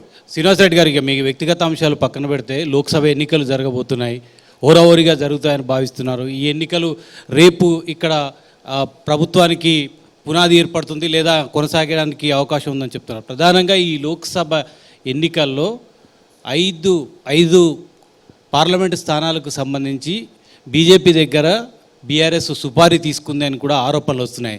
నిజానికి అది జరుగుతుందా? ఆ సిచ్యువేషన్ కనిపిస్తుందా? బీఆర్ఎస్ సీరియస్గా మీతో ఫైట్ చేయడం లేదనిపిస్తుందా మీకు? 100% మా గౌరవ ముఖ్యమంత్రి గారు అనటమే కాదు, ప్రత్యక్షంగా ఇవాళ గ్రౌండ్లో మనం చూస్తున్నాం. ముఖ్యమంత్రి గారు చెప్పిన 5 నియోజకవర్గాలతో పాటు ఇంకా 1-2 నియోజకవర్గాలు కూడా ఉన్నాయి. ఇక్కడ మీరు గమనించాల్సింది, ఏదైతే శ్రీమతి కల్వకుంట్ల కవిత గారి మీద లిక్కర్ కేసు పార్లమెంటు ఎన్నికల కొద్ది రోజుల ముందు ఆ ఫైల్ మళ్ళీ ఓపెన్ చేసి వారికి ఉన్న వ్యవస్థల ద్వారా కల్వకుంట్ల కవిత గారిని అరెస్ట్ చేసి సింపతిని కాంగ్రెస్ పార్టీని వీక్ చేయాలని ఒక ఉద్దేశంతో బెనిఫిట్ జరిగితే మాకన్నా జరగాలి, లేకుంటే బీఆర్ఎస్ పార్టీ కన్నా బెనిఫిట్ జరగాలని ఒక వ్యూహాత్మకంగా మొదటి నుంచి కాంగ్రెస్ పార్టీ ఏదైతే చెప్తుందో ఏ పార్టీ బి పార్టీ అని. ఎన్నికల లబ్ధి కోసం కూతుర్ని జైలుకు పంపుకుంటారా కేసీఆర్ గారు? కల్వకుంట్ల చంద్రశేఖరరావు గారు అనే వ్యక్తి కూతురునే కాదు, రాజకీయాల కోసం ఏమైనా చేయగలుగుతాడు, అంత ప్రబుద్ధుడు. ఎన్నికలకు ముందు మీరు కూడా ఆరోపణలు చేశారు, కవితను అరెస్టు చేయకపోవడానికి కారణం బీఆర్ఎస్ బీజేపీల మధ్య ఒప్పందం అని చెప్పేసి. సో ఇప్పుడు మళ్ళీ బీఆర్ఎస్ బీజేపీల మధ్య ఒప్పందంలో భాగంగానే మళ్ళీ కవితను అరెస్ట్ చేసినారు. ఎలా సమర్థించారు? ఆ రకంగా బెనిఫిట్ రాలే.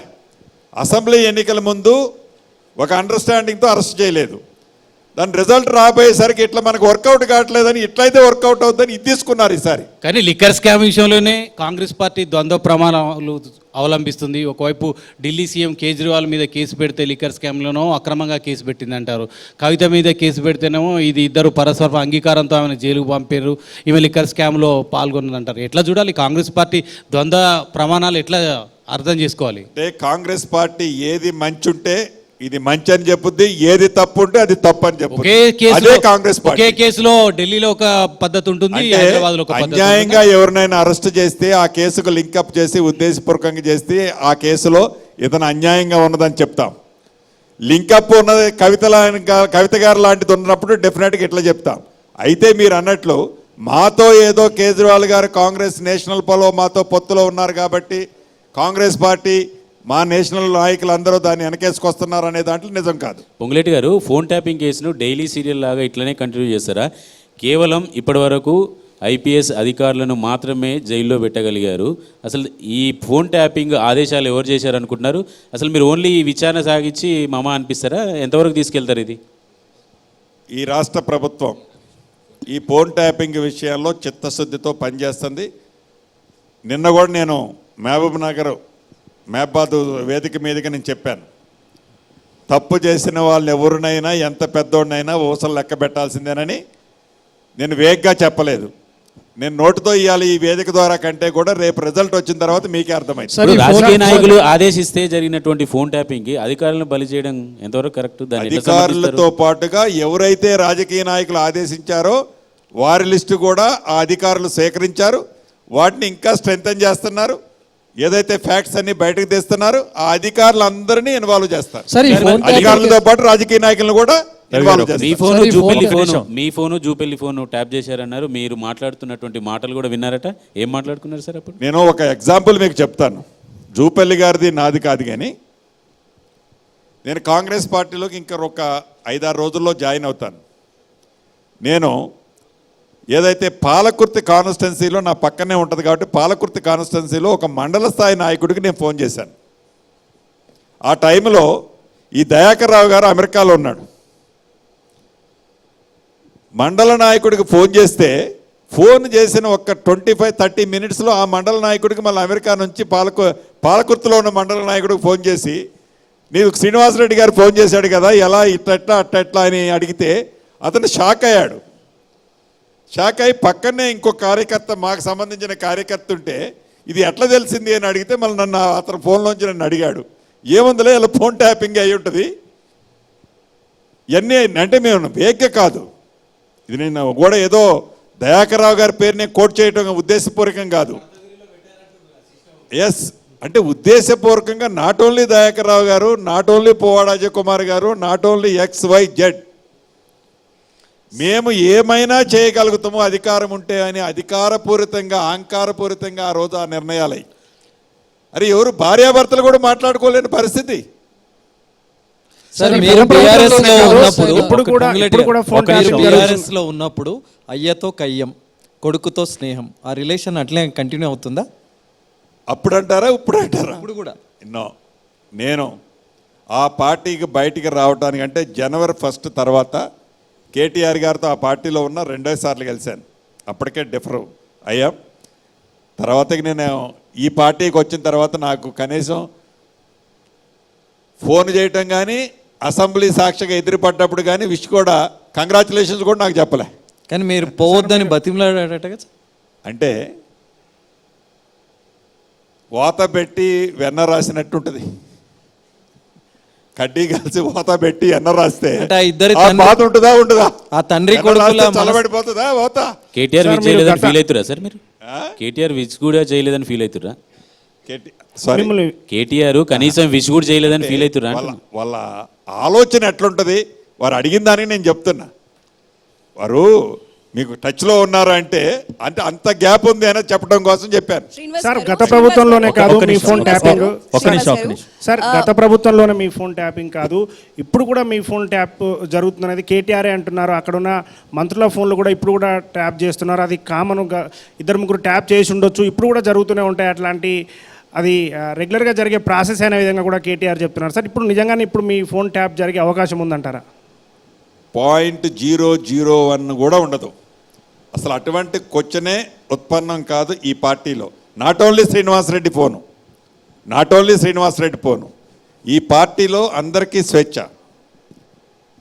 అందరూ వారి మనసులో క్యాబినెట్లో మేము కూర్చున్నా కూడా, క్యాబినెట్ విషయాల్లో చర్చించినా కూడా ఓపెన్గా డిబేట్ చేసుకునే స్వేచ్ఛ ఉంటుంది. ఇక్కడ సింగిల్ లైన్కి లాస్ట్లోకి వచ్చిన మాట్లాడుకున్న ఆ స్వేచ్ఛ అక్కడెక్కడ ఉందండి, మాకున్నది ఇక్కడ.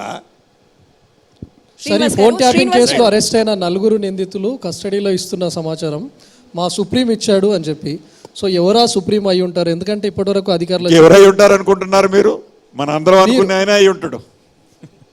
మన అందరం అనుకునే ఆయన పదే నేను ఏ పేరు అయితే ఉత్తరిస్తున్నా ఆ మహానుభావుడే ఉంటాడు, ఇంకెవరు ఉంటారు? సార్ మీరు అక్కడ ఉన్నప్పుడు కూడా ఫోన్ ట్యాప్ని గుర్తించానని చెప్తున్నారు. ఎప్పుడైతే ప్రభుత్వం ఏర్పాటు అయిందో అప్పటి నుంచే ఫోన్ ట్యాపింగ్ లేకపోతే ఆ కేసులు, ఈ ఫోన్ ట్యాపింగ్ అనే పదాన్ని వింటున్నాం. మీరు ఎప్పుడైతే మీరు కాల్ చేసినటువంటి ఫోన్ ట్యాప్ అయినట్లుగా గుర్తించానన్నారో అప్పుడు ఎందుకు దీన్ని లేవనెత్తలేకపోయారు? ఎందుకు కేసు చేయలేకపోయారు? అనేక వేదికల మీద మేము ఓపెన్గానే చెప్పాము, మన ఫోన్లన్నీ ట్యాప్ అవుతున్నాయి. మనం అనడం ఏంది, అసెంబ్లీ సాక్షిగా అన్నారు ఆనాడు కాంగ్రెస్లో ఉన్న లీడర్లు. మరి ఒక లంగాదో లఫంగిదో చేసి ఉంటాం ట్యాపింగ్. ఇక్కడ మీరు అర్థం చేసుకోవాల్సింది ఏంటంటే, ఆనాడు కాంగ్రెస్ పార్టీ రాష్ట్రంలో కానీ కేంద్రంలో కానీ అధికారంలో లేదు. ఈనాడు బీజేపీ పార్టీలో ఉండే ముఖ్యులు కేంద్రంలో అధికారంలో ఉండి కేంద్ర మంత్రిగా ఉన్న పెద్దలు ఏదైతే ఫోన్ ట్యాప్ అవుతుందో ఈ ఫోన్ ట్యాప్ అవుతుందన్నది ఆ వ్యవస్థ వారి కంట్రోల్లో తీసుకోవచ్చు. వారు కూడా వారికి మద్దతు. ఏ పార్టీ బి పార్టీ అన్నది ఒట్టిగా అన్నట్ల కాంగ్రెస్ పార్టీ మొదటి నుంచి ఇప్పుడు మేము అనేది కూడా.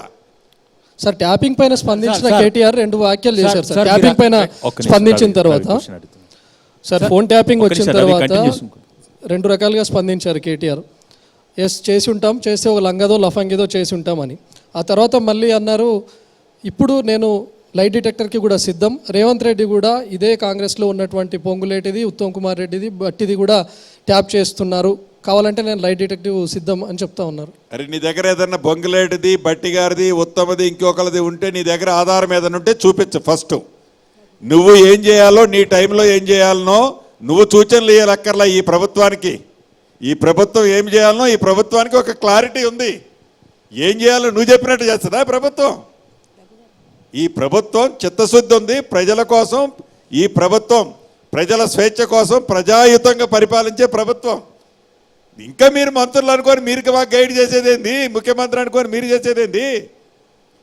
శ్రీనివాస్ గారు, మొదటిసారి ముఖ్యమంత్రిగా రేవంత్ రెడ్డి గారి 4 నెలల పాలనపై మీ అభిప్రాయం ఏంటి? ఈ 4 నెలల రేవంత్ రెడ్డి గారి పాలన లోక్సభ ఎన్నికల్లో మీకు ఎలాంటి విజయాన్ని అందించబోతోంది? ఇందాకటి నుంచి మనం 1.5 అవర్ దాకా డిబేట్లో ఉన్నాం. మొదటి నుంచి చెప్తున్నాను, మాటల ప్రభుత్వం కాదు, ఇది చేతల ప్రభుత్వం. మార్పు కావాలని మీరు ఇందిరమ్మ రాజ్యాన్ని ఈ ప్రజలు తీసుకొచ్చుకున్న తర్వాత ఈ గడిచిన 120 రోజుల్లో ప్రజలకు ఇచ్చిన మాటలు అన్నీ మేము చేయలేకపోయినా ఎక్కువ సాధ్యమైనని ఎక్కువ చేశాం. ఇచ్చిన ప్రతి మాటని చేయబోతున్నాం. ఏదైతే సాగునీరు విషయంలో తాగునీరు విషయంలో ఇది కాంగ్రెస్ తీసుకొచ్చిందని గ్లోబల్ ప్రచారం చేస్తున్న గత ప్రభుత్వంలో పెద్దలు డిసెంబర్ 9వ తారీఖు తర్వాత ఒక వర్షపు చుక్క పడ్డది లేదు.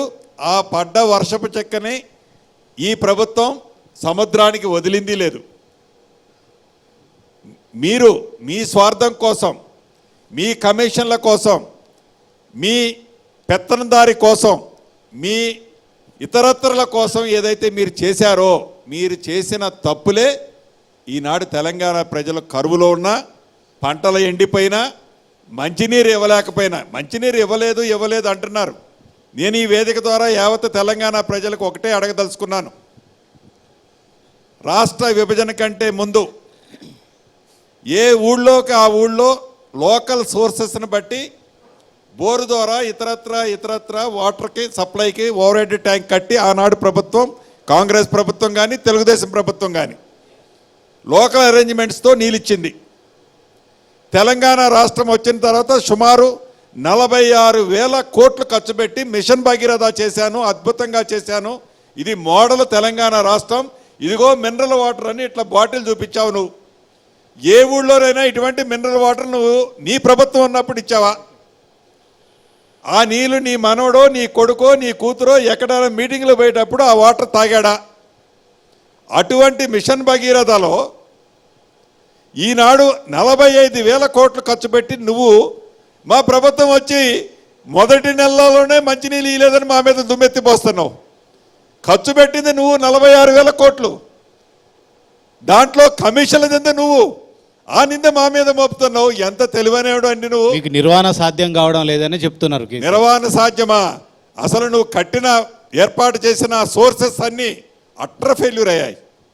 ఏదైతే ఎక్కడైతే నువ్వు వాటర్ సోర్స్ ఉందో, ఎక్కడ నుంచి అయితే నువ్వు పంపు చేయాలనుకుంటున్నావో ఆ సోర్సెస్ బేస్ లేకుండానే కేవలం మోటార్లు, పంపులు, నీ కమిషన్లు, అంతే కదా నువ్వు చేసింది. ఈ 46,000 కోట్లు అదే కదా. ఇవన్నీ చేసే కదా 7 లక్షల కోట్లు తెలంగాణ ప్రజలను ఎత్తిన అప్పు పెట్టింది నువ్వు. శ్రీనివాసరెడ్డి గారు, మీరు మాది చేతల ప్రభుత్వం అంటున్నారు. ఈ లోక్సభ ఎన్నికల ఫలితాలు, తెలంగాణలో వచ్చే ఫలితాలు ఈ చేతల ప్రభుత్వానికి ప్రజలు ఇచ్చిన రెఫరెండంగా లేకపోతే ప్రజలు ఇచ్చిన తీర్పును రెఫరెండంగా మీరు చూస్తారా? డెఫినెట్గా చూస్తామండి, డెఫినెట్గా చూస్తాం. మన ఇందాక మీరు మిత్రులు మీరే అడిగినట్లున్నారు, 10కి 9 10 గెలుస్తామని చెప్పాను ఖమ్మం జిల్లాలో. మళ్ళీ చెప్తున్నాను, ఈనాడు 13 నుంచి 15 సీట్లు తెలంగాణ రాష్ట్రంలో కాంగ్రెస్ పార్టీ ఎంపీలు గెలవబోతున్నారు. సార్, అసెంబ్లీ ఎలక్షన్స్లో కూడా ఇంతే కాన్ఫిడెంట్గా ఖమ్మంలో 10కి 10 గెలుస్తామన్నారు, తర్వాత భద్రాచలం యాడ్ చేసుకున్నారు. ఇప్పుడు కూడా లోక్సభకు అదే చెప్తున్నారు. అది కాన్ఫిడెన్స్ అనుకోవాలా, ఓవర్ కాన్ఫిడెన్స్ అనుకోవాలా? ఇది కాన్ఫిడెన్స్, ఓవర్ కాన్ఫిడెన్స్ అన్నదానికంటే కూడా ప్రజలు దీవించడానికి సిద్ధంగా ఉన్నారని అనుకోవాలని కోరుకుంటున్నాను. గత ప్రభుత్వ తప్పిదాలనే 4 నెలలుగా కాలం గడుపుతూ వస్తున్నారు చెప్తూ, కానీ మీరు చేసింది ఏంటి సార్? మేము ఏం చేసామంటే, మా బట్టి గారు ఉప ముఖ్యమంత్రి గారు మొన్న మీ మీటింగ్లో చెప్పారు, సుమారు గత ప్రభుత్వం చేసిన 27,000 కోట్లు అప్పు, 16,000 కోట్లు అప్పు తీసుకొని 27,000 చిల్లర కోట్లు కట్టినాం. కానీ 6 గ్యారెంటీలు 100 రోజుల్లో అమలు చేస్తామని చెప్పి మాట తప్పింది వాస్తవం కాదా? అంటే మమ్మల్ని క్వశ్చన్ చేయడానికి ముందు ఆ పెద్ద మనిషి ఇట్లా మాకు ఏళ్ళు చూపించడానికి ముందు 4 ఏళ్ళు వారికి వెళ్ళి చూస్తున్నాయి. మేము 6 5 చేశాం. మొత్తం 15లో 5 అయ్యాయి సార్. ఇంకా 15 ఎక్కడి నుంచి వస్తాయండి? 6 గ్యారెంటీల్లో సరే 15 ఉన్నాయా, 18 ఉన్నాయా, 14 ఉన్నాయా కాదు. ఏదైనా మీరు చేసిన 7,000 కోట్లు 7 లక్షల కోట్ల అప్పు ఉంది, మేము చేయట్లేదు తూచానట్లా. అసెంబ్లీ ఎన్నికలకు ఎట్టి ముందు పరిస్థితుల్లో ఇచ్చిన హామీలన్నిటినీ 100కి 100% చేస్తామంటున్నాం. మా ముఖ్యమంత్రి గారు నిన్న మొన్న మీటింగ్ లో కూడా చెప్పారు. సరే, అసెంబ్లీ ఎన్నికలకు ఆగస్టు 15వ తారీఖు లోపు రైతన్నలకు ఏదైతే 2 లక్షల రూపాయల రుణమాఫీ చేస్తామని చెప్పామో ఆగస్టు 15వ తారీఖు లోపు డెఫినెట్ గా చేస్తామని చెప్పారు. చేసి చూపిస్తాం. పొంగులేటి గారు, అసెంబ్లీ మీకు ఎన్నికలకు పార్లమెంట్ ఎన్నికల్లో మీ ప్రధాన ప్రత్యర్థి ఎవరు అనుకుంటున్నారు? బీజేపీ అనుకుంటారా, బీఆర్ఎస్ అనుకుంటారా? బీజేపీ బీఆర్ఎస్ ఒకటే అని మీరు ప్రచారం చేస్తున్నారు. అసలు మీ ప్రత్యర్థి ఎవరు? మంచి క్వశ్చన్ అడిగారు చారి గారు. అసలు వాళ్ళిద్దరు వేరని మేము ఏ రోజు అనుకోలేదు, అనుకోపోం కూడా. ఏపీలు వాళ్ళిద్దరూ ఈ సీట్లో నేను కాంపిటీషన్ పెడతా, టైట్గా ఫైట్ చేస్తా, నువ్వు నాకు సహకరించు. ఈ సీట్లో నేను మంచోడిని పెడతా, నువ్వు నాకు సహకరించు. ఈ అండర్స్టాండింగ్తో నడుస్తున్నారు. వీళ్ళిద్దరూ నడిచినా ఇది ప్రజలు గమనిస్తున్నారు. వాళ్ళిద్దరూ మాకు ఎవరు ఫైట్ అన్నది కాదు, మేము గెలవబోతుంది అయితే నిజం. సార్ ఒకవేళ బీజేపీ ఒక్క నిమిషం దినకర్ గారు, ఒకవేళ బీజేపీ కనుక మిమ్మల్ని అప్రోచ్ అయ్యి సీఎం పదవి ఇస్తాము, మీరు కాంగ్రెస్ నుంచి ఎమ్మెల్యేలను చీల్చండి, బీఆర్ఎస్ సపోర్ట్తో కానీ ప్రభుత్వం ఏర్పాటు చేయడానికి ఇది అవకాశం ఉంది అని ఒకవేళ బీజేపీ పార్లమెంట్ ఎన్నికల తర్వాత అలాంటి ప్రయోగాలు మిగతా రాష్ట్రాల్లో చేసినట్టు మీ మీద కూడా ప్రయోగం చేస్తే పొంగులేటి శ్రీనివాసరెడ్డి అనే వ్యక్తి పార్టీ దూకుతాడా, సీఎం స్థానానికి ఓటేస్తారా? అంటే దీని మీద బాగా చర్చ జరుగుతుంది సార్. కేటీఆర్ అన్నా కానీ కాంగ్రెస్లో ఇంటర్నల్గా చర్చ జరుగుతున్నా కానీ మీరు ఎప్పుడైనా కానీ కాంగ్రెస్కి థ్రెట్ ఇస్తారనేటువంటి ఒక ఫీలింగ్ అయితే చర్చ జరుగుతుంది దాని మీద. అంటే దినకర్ గారు, నేను ఇంకొక క్వశ్చన్ తమను అడగదలుచుకున్నాను. ఎందుకు ముఖ్యమంత్రి ఇస్తారని ఎందుకు అనుకుంటున్నారు? ప్రధానమంత్రి ఇస్తాను నువ్వు రమ్మనంటే అంటే మోడీని కాదని ఎవరు ఇవ్వరు కదా సార్. దేశం మోడీ గారు కూడా వయసు అయిపోయింది, బోర్ కొట్టింది కదా, యోగి 10 ఆదిత్యనాథ్ సంవత్సరాలు అయింది కదా. యోగి ఆదిత్యనాథ్ అది మన ఊహకు కూడా రావాల్సిన క్వశ్చన్ కాదు. జనాలు ఎప్పుడు కూడా ఏ మనిషి కూడా హ్యూమన్ సైకాలజీ నేను అనుకునేది, ఎక్కడన్నా కంఫర్ట్నెస్ ఉంటే కంఫర్ట్నెస్ ఉన్న ప్లేస్లోనే ఏ వ్యక్తి అయినా ఉండాలని కోరుకుంటాడు. నేను కానీ కాంగ్రెస్ పార్టీలో ఉండే నాయకులు కానీ పదవుల్లో ఉన్నా లేకపోయినా ఇక్కడ మా కంఫర్ట్ జోన్లో ఉన్నాం, హ్యాపీగా ఉన్నాం. ఇందాక మొదట్లోనే చెప్పిన, పరిగెత్తి పాలు తాగిన దానికంటే నిలబడి నీళ్ళు తాగే దాంట్లో చాలా హ్యాపీగా, నీళ్లు తాగినా హ్యాపీగా ఉన్నాం. పాలు తాగితే బలం కూడా వస్తుంది కదా సార్. ఉంటుంది. పాలు తాగితే బలం కూడా వస్తుంది కదా సార్. బలంతో పాటు ఇబ్బందులు కూడా వస్తాయి, అది ఎక్కర్లా మాకు. ఈ హ్యాపీనెస్ ఎలక్షన్స్ వరకే మెయింటైన్ చేస్తారేమో అనుకుంటున్నాను. ఏ ఎన్నికలు? ఇప్పుడు వచ్చే లోక్సభ ఎన్నికలు కాదు, ఏదైతే మొన్న 2023 అయింది కదండి, మళ్ళీ 28 డిసెంబర్లో జరుగుతాయి. ఆ ఎన్నికల తర్వాత కూడా ఇంత హ్యాపీనెస్ మెయింటైన్ చేస్తాం. రీసెంట్గా మీరు వైరా నియోజకవర్గంలో మాట్లాడుతూ రామ మందిరం నిర్మాణం పేరుతో 10 years నుంచి కూడా బీజేపీ రూల్ చేస్తుంది అని మాట్లాడుతూ ఉన్నారు. ఇప్పుడు రామ మందిరం కన్స్ట్రక్షన్ కూడా అయిపోయింది. మరి నెక్స్ట్ రాహుల్ గాంధీ గెలుస్తాడని ఏ విధంగా అనుకుంటున్నారు?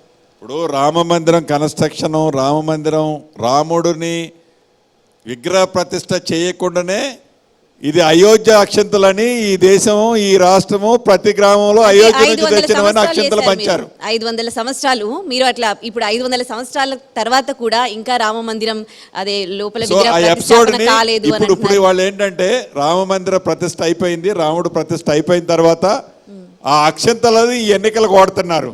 అసలు వాళ్ళు అక్షంతలు, నేను ఒక వేదికలో కూడా అడిగాను, అక్షంతలు ఎప్పుడు వస్తాయండి? కళ్యాణం అయిన తర్వాత అక్షంతలు రావటం సాధ్యం, లేకుంటే ప్రతిష్ట అయిన తర్వాత అక్షంతలు రావటం సాధ్యం. కొన్ని ముహూర్తాలు చూసుకుంటారు కదండి. వీళ్ళు అసలు ప్రతిష్ట చేయకముందే అయోధ్య నుంచి వచ్చిన అక్షంతలు. శ్రీనివాసరెడ్డి గారు, అక్షింతలు అవన్నీ పక్కన పెడితే 500 ఏళ్ల కళని, స్వప్నాన్ని సాకారం చేశామని చెప్తున్న తరుణంలో తెలంగాణలో అయోధ్య రామ మందిర ప్రభావం ఉంటుందా? బీజేపీ వాళ్ళు చాలా గట్టిగా చెప్తున్నారు ఖచ్చితంగా ఉంటుంది అని, మీరేమంటారు? నేను అనేది, కొద్ది రోజుల్లో వాళ్ళు అసెంబ్లీ ఎన్నికల ముందు కూడా వాళ్ళు రామ మందిరాన్ని ప్రతిష్ట డేట్ని కూడా అనౌన్స్ చేశారు. ఐడియా ఉంది కదా సార్ మీకు? వాళ్ళు రామ మందిరం విగ్రహ ప్రతిష్ట ఎప్పుడన్నది మెన్షన్ చేశారు. మరి వాళ్ళ ప్రభావం అసెంబ్లీ ఎన్నికల్లో ఏడా కనపడలేదు కదండి. కానీ జరిగిన తర్వాత వచ్చే ఫీలింగ్ వేరు. సో జరిగినా జరగకపోయినా మనిషి ఆశావాది. ఈ ఆశలో వాళ్ళు ఆనాడు కూడా అనుకున్నారు, మాకు 35 వస్తాయి, మేము కింగ్ మేకర్లం అవుతాం, ఆ మేకర్లు అవుతాం, ఈ మేకర్ సింగిల్ డిజిట్ రాదని ఆ రోజే మేము అన్నాం. రేపు కూడా తెలంగాణ రాష్ట్రంలో అంతే రాబోతుంది. వాళ్ళకి గతంలో ఏవైతే 4 సీట్లు వచ్చాయో 4 సీట్లను కాపాడుకోమనండి. శ్రీనివాసరెడ్డి గారు, 10 ఏళ్ల తర్వాత కాంగ్రెస్కి అధికారం వచ్చింది. చాలామంది కాంగ్రెస్ నేతలు ఆకలితో ఉన్నారు సంపాదించుకోవడానికి. మంత్రులకు స్వేచ్ఛ వచ్చింది సమీక్షలు చేసుకోవడానికి, సంపాదించుకోవడానికి కూడా అంటున్నారు. చాలామంది మంత్రులు టార్గెట్ పెట్టుకుని డబ్బులు వసూలు చేస్తున్నారు. మీ శాఖకు సంబంధించి కూడా ఇక్కడ హైదరాబాద్లో ఎన్ఓసీలు కావాలంటే కప్పం కట్టాల్సిందే. రియల్ ఎస్టేట్ వ్యాపారంలో అభద్రతా భావం, భయం ఛాయలు కనిపిస్తున్నాయి. దీనికి ఏం సమాధానం చెప్తారు? ఏవైనా ఇటువంటి మా నోటీస్కి వచ్చినా, మీడియా మిత్రుల ద్వారా మీ ద్వారా మాకు వచ్చినా, అది ఎంత పెద్ద వ్యక్తి అయినా కూడా, నా శాఖనే కాదు నా శాఖ కానిది ఉన్నా కూడా, తప్పు ఎక్కడ జరిగినా కూడా ఈ ప్రభుత్వం ఉపేక్షించదు. కరప్షన్ని టోటల్గా కంట్రోల్ చేసే దిశలో ఈ ప్రభుత్వం నడుస్తుంది. సార్, ఇప్పుడు తెలంగాణలో కాళేశ్వరం ప్రాజెక్టు చుట్టూ అసెంబ్లీ ఎన్నికల ప్రచారాన్ని మీరు బాటంగానే వాడుకున్నారు. ఇప్పుడేమో కమిషన్ రిటైర్డ్ జడ్జిని నియమించడానికి 3 నెలలు పట్టింది. జడ్జి వచ్చి నోటీసులు ఇవ్వడానికి 2 నెలలు పడుతుంది. అసలు ఇది కాళేశ్వరం అనేది మీరు ఓన్లీ ఎన్నికల కోసం వాడుకున్న స్టంటేనా? కాళేశ్వరం ఏమైనా కొలిక్కి వస్తుందా? వాళ్ళేమో ఒకటే పిల్లర్ కూలితే మీరు అసలు దాన్ని అసలు కాళేశ్వరం అంటే తోకా తోండం తెలియదు ఈ కాంగ్రెస్ వాళ్ళకి అంటున్నాడు కేసీఆర్. తోకా తోండం తెలియకపోబట్టునే ఈ రాష్ట్రానికి ఈ గతి తెచ్చిపెట్టిండు మహానుభావుడు. కాళేశ్వరం మీద ఈ ప్రభుత్వానికి చిత్తశుద్ధి ఉంది. ధరణి మీద ఈ ప్రభుత్వానికి చిత్తశుద్ధి ఉంది.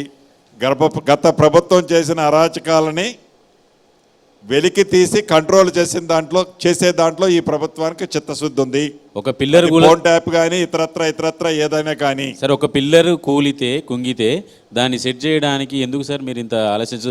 ఒకవైపు బీఆర్ఎస్ ఏమో మిమ్మల్ని రాజకీయం చేస్తున్నారు, మీరేమో వాళ్ళని రాజకీయం. మీ ఇద్దరి మధ్య రైతులు నలిగిపోవాలా? రైతుల పంటలు ఎండిపోతూ ఉంటే ఆ పాపం అంతా కేసీఆర్ అని మీరంటారు, వాళ్ళే మీ పాపం అంటారు. ఇంతకీ మీ ఇద్దరి పాపాలకి రైతులు ఎందుకు అరిగోసపడాలి? మీరు గమనించాల్సింది, తెలంగాణ రాష్ట్రంలో ఉండే రైతులు కానీ, మేధావులు కానీ, ఇంజనీర్లు కానీ, మీడియా సోదరులు కూడా గమనించాల్సింది ఒక్కటే పాయింట్. ఒక పిల్లర్ కూలిందా, 2 పిల్లర్లు కూలినాయా, 3 పిల్లర్లు కూలినాయా, లేకుంటే మొత్తం డ్యామేజ్ ఏంటి అనేది విశ్లేషించకుండా గత ప్రభుత్వం ఏదైతే తప్పులు చేసి ఆతృతపడి ఆర్భాటం కోసం, అద్భుతం చేశామని ప్రకటించుకోవటం కోసం ఏవైతే కార్యక్రమాలు చేసిందో అదే పద్ధతిలో చేసి మళ్ళీ మనం రిపేర్ పేరుతో కొంత కట్టి చేసిన తర్వాత మిగతా పిల్లర్లు కూడా సేమ్ ప్రాబ్లం వస్తుందన్నది టెక్నికల్ ఎక్స్పర్ట్లు చెప్తున్న సూచనలు. గ్రౌండ్ ఏదైతే ఆ పిల్లర్ బాటంలో ఏం జరిగింది, అప్ స్ట్రీమ్ నుంచి వాటర్ ప్రాపర్గా అరెస్ట్ చేయడానికి వీళ్ళు పెట్టిన కట్ ఆఫ్ వాలు ప్రాపర్గా యాక్ట్ చేస్తుందా లేదా అనేది విశ్లేషించకుండా మీరు ఏ రిపేర్ చేసినా అది ప్రమాదం అన్నది విశ్లేషకులు చెప్తున్నది. లోపాలు ఎత్తి చూపడానికి మీకు ఎన్ని నెలల సమయం పడుతుంది సార్? మీరు ఈ లోపాలు ఎతికే పనిలోనే ఉంటే రైతులు రేపు త్వరలో మళ్ళీ వర్షాలు వస్తే వచ్చిన నీళ్ళని మళ్ళీ రైతన్నలందరికీ కూడా ఈ వేదిక ద్వారా ఒకటే తెలియజేస్తున్నా, ఒక క్రాప్ నష్టం జరిగిందని మళ్ళీ అడావడి చేసి వేలాది కోట్లు ఖర్చు పెట్టి మళ్ళీ పంట మధ్యలో ఉన్నప్పుడు ప్రమాదం జరిగితే ఆ నష్టం ఎక్కువ జరుగుద్ది.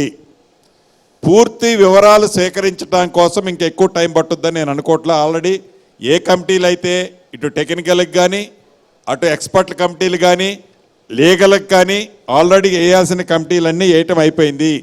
వాటికి మ్యాక్సిమం టైం 6 మంత్స్ టైం ఇచ్చాము. ఆ 6 మంత్స్ టైం లోపే వాటిని వివరాలతో సహా ఇవ్వబోతున్నారు. వాటికి రెమెడీలు ఏంటో కూడా ఇవ్వబోతున్నారు. ఇచ్చిన తర్వాత ఈ ప్రభుత్వం వాటిని ఏం చేయాలి అన్నది ప్రజల ముందు పెట్టి చేయటానికి చిత్తశుద్ధితో ఈ ప్రభుత్వం ఉంది. సార్, ప్రాజెక్టుల మీద మీకు కూడా అవగాహన ఉంటుంది, ఎందుకంటే మీరు కూడా కడుతున్నారు కదా. అసలు ఏం లోపం ఉంది అనుకుంటున్నారు? మీరు ఒక అబ్జర్వర్గా ఒకసారి మంత్రిగా పోయారు, ఒకసారి చూసి వచ్చారు. అసలు కాంట్రాక్టర్ లోపమా, నాణ్యత లోపమా, డిజైన్ లోపమా, అసలు ఏం లోపం అనుకుంటున్నారు మీరు? ప్రధానంగా ఏదైతే శాండ్ మీద కాంక్రీట్ ర్యాఫ్ట్ వేసి ఈ ర్యాఫ్ట్కి upstream downstream cut off walls పెట్టారో, వాటర్కి అప్ స్ట్రీమ్ ఉన్న కట్ ఆఫ్ వాల్ ప్రాపర్గా యాక్ట్ చేయకపోవటాన ఆ వాటర్ వచ్చి ఈ కాంక్రీట్ కిందున్న శాండ్ డౌన్ స్ట్రీమ్లోకి స్లిప్ అయిపోతుంది. ఎప్పుడైతే క్యావిట్ అక్కడ ఏర్పడుతుందో ఈ పిల్లర్ కుంగుతుంది. ఇది ఒక ప్రాంతంలో డ్యామేజ్ జరుగుతుందా, అన్ని ప్రాంతాల్లో ఇట్లా ఫ్లో అవుతుందా అన్నది ఇప్పుడు వీళ్ళు విశ్లేషిస్తున్నారు ఎక్స్పర్ట్స్. అది అన్ని ప్రాంతాల్లో జరిగితే మట్టుకు ఈ రోజు కాకపోయినా రేపు కాకపోయినా ఎల్లుండైనా 10 రోజులు కాకపోయినా నెల రోజులైనా మొత్తం డ్యామేజ్ అవుతుంది సార్. ఆ విశ్లేషణ జరగకుండా చేయటమే ప్రమాదం. సార్ మీరు కావాలనే దాన్ని రిపేర్ చేయట్లేదు అనేది బీఆర్ఎస్ ఆరోపిస్తుంది. అది రిపేర్ చేసి నీళ్ళు ఇవ్వచ్చు, కానీ కావాలనే మీరు ఇది కుంగింది, ఇది ఎఫెక్ట్ పడింది అంటే బీఆర్ఎస్ ఉన్నటువంటి ఆ సందర్భంలో, కట్టినటువంటి సందర్భంలో అది లోపం జరిగిందని చూపించాలనే మీరు దాన్ని రిపేర్ చేయట్లేదు అనేది బీఆర్ఎస్ చెప్తోంది. సో దానికి మీ ద్వారా ఏ బీఆర్ఎస్ అయితే చెప్తుందని చెప్తున్నారో వారిని అసెంబ్లీ సాక్షిగా ఒకటి గౌరవ ముఖ్యమంత్రి గారు, ఇరిగేషన్ శాఖ మంత్రి ఉత్తమ్ కుమార్ రెడ్డి గారు, భట్టి గారు అడిగారు. వారి నేతృత్వంలో వారు కుర్చీ వేసుకొని 6 నెలలు కష్టపడి అన్నం తినకుండా డిజైన్ చేసి ఆ కాళేశ్వరం ప్రాజెక్టు కట్టామని వారు చెప్పారు. అసెంబ్లీలో మేము వారిని ఆహ్వానించాం. అసెంబ్లీలో మీరు ఈ ప్రాజెక్టు ఎందుకు జరిగిందో విశ్లేషించమని చెప్పాం. చివరికి ప్రాజెక్టు దగ్గరికి అందరూ ఎక్స్పర్ట్స్ని తీసుకొని ఈ ప్రజాప్రతినిధులు అందరూ పోయేటప్పుడు గౌరవ మాజీ ముఖ్యమంత్రి వారిని, వారి టీముని కూడా ఆహ్వానించాం. ఎందుకు రాలేదు? మీరు మంచి గట్టుండి మీరు చేసి ఉంటే మీరు సలహాలు సూచనలు మేము తీసుకుంటున్నాం కదా. అక్కడికి రావడానికైతే మీకు టైం ఉండదు. కాలుకి దెబ్బ తగిలింది, తొంటిరిగిందని చెప్తారు. 100 కిలోమీటర్లు పోవటానికి టైం దొరకదు, లేకపోతే 2 కిలోమీటర్లు ఉన్న అసెంబ్లీ రావడానికి మీకు కాలు సహకరించదు. నల్గొండపై మీటింగు 200 కిలోమీటర్లు ఉన్న నల్గొండపై మీటింగ్ పెట్టడానికి మట్టుకు మీకు సహకరించుద్ది మీ ఆరోగ్యం. అంటే ప్రజల పట్ల ఈ ప్రభుత్వ సొమ్ముని మీరు కొల్లగొట్టిన దానికి ఉన్న మీ నిబద్ధత పట్ల, మీరు చేసిన ప్రాజెక్టు నమ్మకం మీకు ఎంత ఉందో అక్కడే స్పష్టంగా ఆ రోజు మీ అందరికీ ప్రజలకు కనపడ్డది. దాన్ని రిపేర్ చేస్తారా? మీరా మొన్న పంటల నష్టం జరిగిందని కాళేశ్వరం పక్కదాకా పోయిను 10 రోజుల క్రితం 7-8 కిలోమీటర్ల దూరం దాకా పోయారు ఈ గౌరవ మాజీ ముఖ్యమంత్రి గారు. అరే అంతకుముందు కుర్చీ వేసుకొని కూర్చున్న పెద్ద మనిషి కదా, ఏదన్నా తెలిసినోడు ఒక పొలంలోనో అంతకుముందు ఆ ప్రాజెక్టుతో నీకు బాండింగ్ ఉన్న వ్యక్తివి, అంత మేజర్ డ్యామేజ్ జరిగితే 8 కిలోమీటర్ల దూరంలోకి పోయి కాళేశ్వరం దగ్గర కూడా నువ్వు పోలేకపోతివి. ఎందుకండి అంత కోపం, అంత పాపం ఆ కాళేశ్వరం ప్రాజెక్ట్ ఏం చేసుకుంది? తెలుసు మీకు అది. దాంట్లో మీరు ఏం తప్పు చేశారో, ఆడికి పోతే మీ ఆత్మ ఏ రకంగా క్షోభించుద్దో మీకు తెలుసు కాబట్టే కనీసం చూడటానికి కూడా పోలేకపోయారు. రైట్. పొంగులేటి గారు, ఇదే క్వశ్చన్ అవర్ ప్రోగ్రాంలో ఒక బీఆర్ఎస్ నాయకులు 4 నెలలకే కాంగ్రెస్ ప్రభుత్వాన్ని తెలంగాణ ప్రజలు తిరస్కరించారు, మాకొద్దు బాబోయ్ అనుకుంటున్నారు ఈ ప్రభుత్వం అని అంటున్నారు. సో వాళ్ళకు మీరు ఇచ్చే సమాధానం ఏంటి? ఒక్కటే, తిరస్కరించారా దీవిస్తున్నారా అనేది రేపు ఎన్నికలు చెప్పుద్ది ఒకటి. ఇతరత్ర ఇంకా మీరు అప్పుడే తిరస్కరించారని మీరు ఎట్లా చెప్తున్నారు? మాకొద్దు ఏ బేస్తో? ఎక్కడ మీ సోషల్ మీడియా, మీ పింక్ కలర్ పేపరు, మీ పింక్ కలర్ టీవీ ఛానలా చెప్పేది? కాదు, 4 కోట్ల తెలంగాణ ప్రజలు చెప్పాలి. మీరు చెప్తే ఎట్లా? తెలంగాణ రాష్ట్ర ప్రభుత్వంలో ముఖ్యమంత్రి రేవంత్ తర్వాత 2nd ప్లేస్ పొంగులేటి గారిదే అనే కమెంట్స్ నడుస్తున్నాయి, దానిపైన ఏమంటారు? 100కి 100% first place, 2nd place, 3rd place ఇదేమన్నా మెరిట్ కార్డా అండి? అటువంటిది ఫస్ట్ ప్లేసు వారు గౌరవ ముఖ్యమంత్రి గారు, ఉప ముఖ్యమంత్రి గారు, భట్టి గారు, మేమందరం పోర్ట్ఫోలియోలో ఉన్న మంత్రులు. ఫస్ట్ ప్లేసు 2nd ప్లేస్ ఎప్పుడన్నా ఉంటుందండి? అట్లేం ఉండదు. కాంగ్రెస్ పార్టీలో ఎవరు ఎప్పుడు ఏమైనా కావచ్చు. కాంగ్రెస్ పార్టీలో ఎప్పుడు ఎవరైనా ఏమైనా కావచ్చు. భవిష్యత్తులో పొంగులేటి శ్రీనివాసరెడ్డి ఏమవుతారు? ఏవి గారు మళ్ళీ శాసనసభ్యుడిగా ఉంటా, ప్రజలు దీవిస్తే మంత్రిని అవుతా. మీ అనుచరులు మీరు వెళ్ళిన దగ్గర సీఎం అంటున్నారు, అంటే ప్లానింగ్ చేశారా? ప్లానింగ్లోనే ఉందా? ఏంటది? సీఎం. నేను సీఎం కావాలని ఆతృత, హడావుడి అటువంటి నాకేమీ లేవండి. ఆతృత లేదు, హడావుడి లేదు. నేను ఇప్పుడు నాకున్న పోర్ట్ఫోలియో మంచిగా హ్యాపీగా పనిచేసుకుంటున్నా. నిలబడి నీళ్లు తాగే విధంగా సీఎం వచ్చే వరకు వెయిట్ చేస్తారా? అంటే ఇందాక చెప్పిన సామెతలోనే అది ఉన్నది కదా. నేను సీఎం కావాలని ఆతృత ఉంటే కదా నాకు, అటువంటిది లేదని నేనే చెప్తున్నా కదా. సార్ రాజకీయ నాయకులు చేసేదే పదవుల కోసం కదా సార్ రాజకీయం. అరే నాకు పదవి మీకు మంచిగా ఉందండి. మీకు ఆశ లేదంటే మేము నమ్మాలా సార్? మరి మంత్రిని ఇప్పుడు కేసీఆర్ అంటే మీకు చెప్పినట్టు మొహమాటం అనుకో. అడ్డొస్తుందేమో. పొంగులేటి గారు మీకు మొహమాటం అడ్డొస్తుంది. శ్రీనివాసరెడ్డి ఎప్పుడన్నా మొఖమాట పడి ఏమైనా మాట్లాడితే ఇంతసేపు మాట్లాడినా మీరు కాదు, ప్రేక్షకులు కొన్ని లక్షల మంది చూస్తున్నారు కదా, మొఖమాటంగా మాట్లాడినా ఏదన్నా నేను సార్ ప్రభుత్వం కూలిపోతుందని అటు బీఆర్ఎస్ వాళ్ళే కాదు బీజేపీ వాళ్ళు కూడా అంటున్నారు. లక్ష్మణ్ కానీ కిషన్ రెడ్డి కానీ త్వరలో వచ్చేది డబుల్ ఇంజన్ సర్కారే, ఎంపీ ఎలక్షన్స్ తర్వాత మన ప్రభుత్వం రాబోతోంది తెలంగాణలో అంటున్నారు. ఒకటి నిజం, వాళ్ళిద్దరూ ఏ పార్టీ బి పార్టీ ఇద్దరూ కలిసే ఏదైనా చేస్తారు.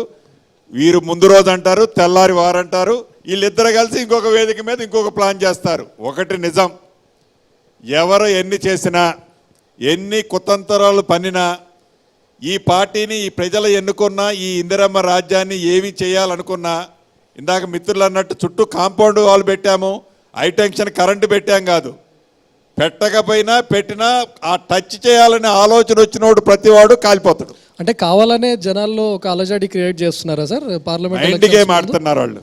కేవలం మైండ్ గేమ్ ఆడటమే కాకుండా వాళ్ళ ఎమ్మెల్యేలని వారు కాపాడుకునే దాంట్లో వీరు వస్తున్నారు, వారు వస్తున్నారు, వీరు అటుపోతున్నారు, వారు ఇటుపోతున్నారు అని డ్రామాలు ఆడుతున్నారు.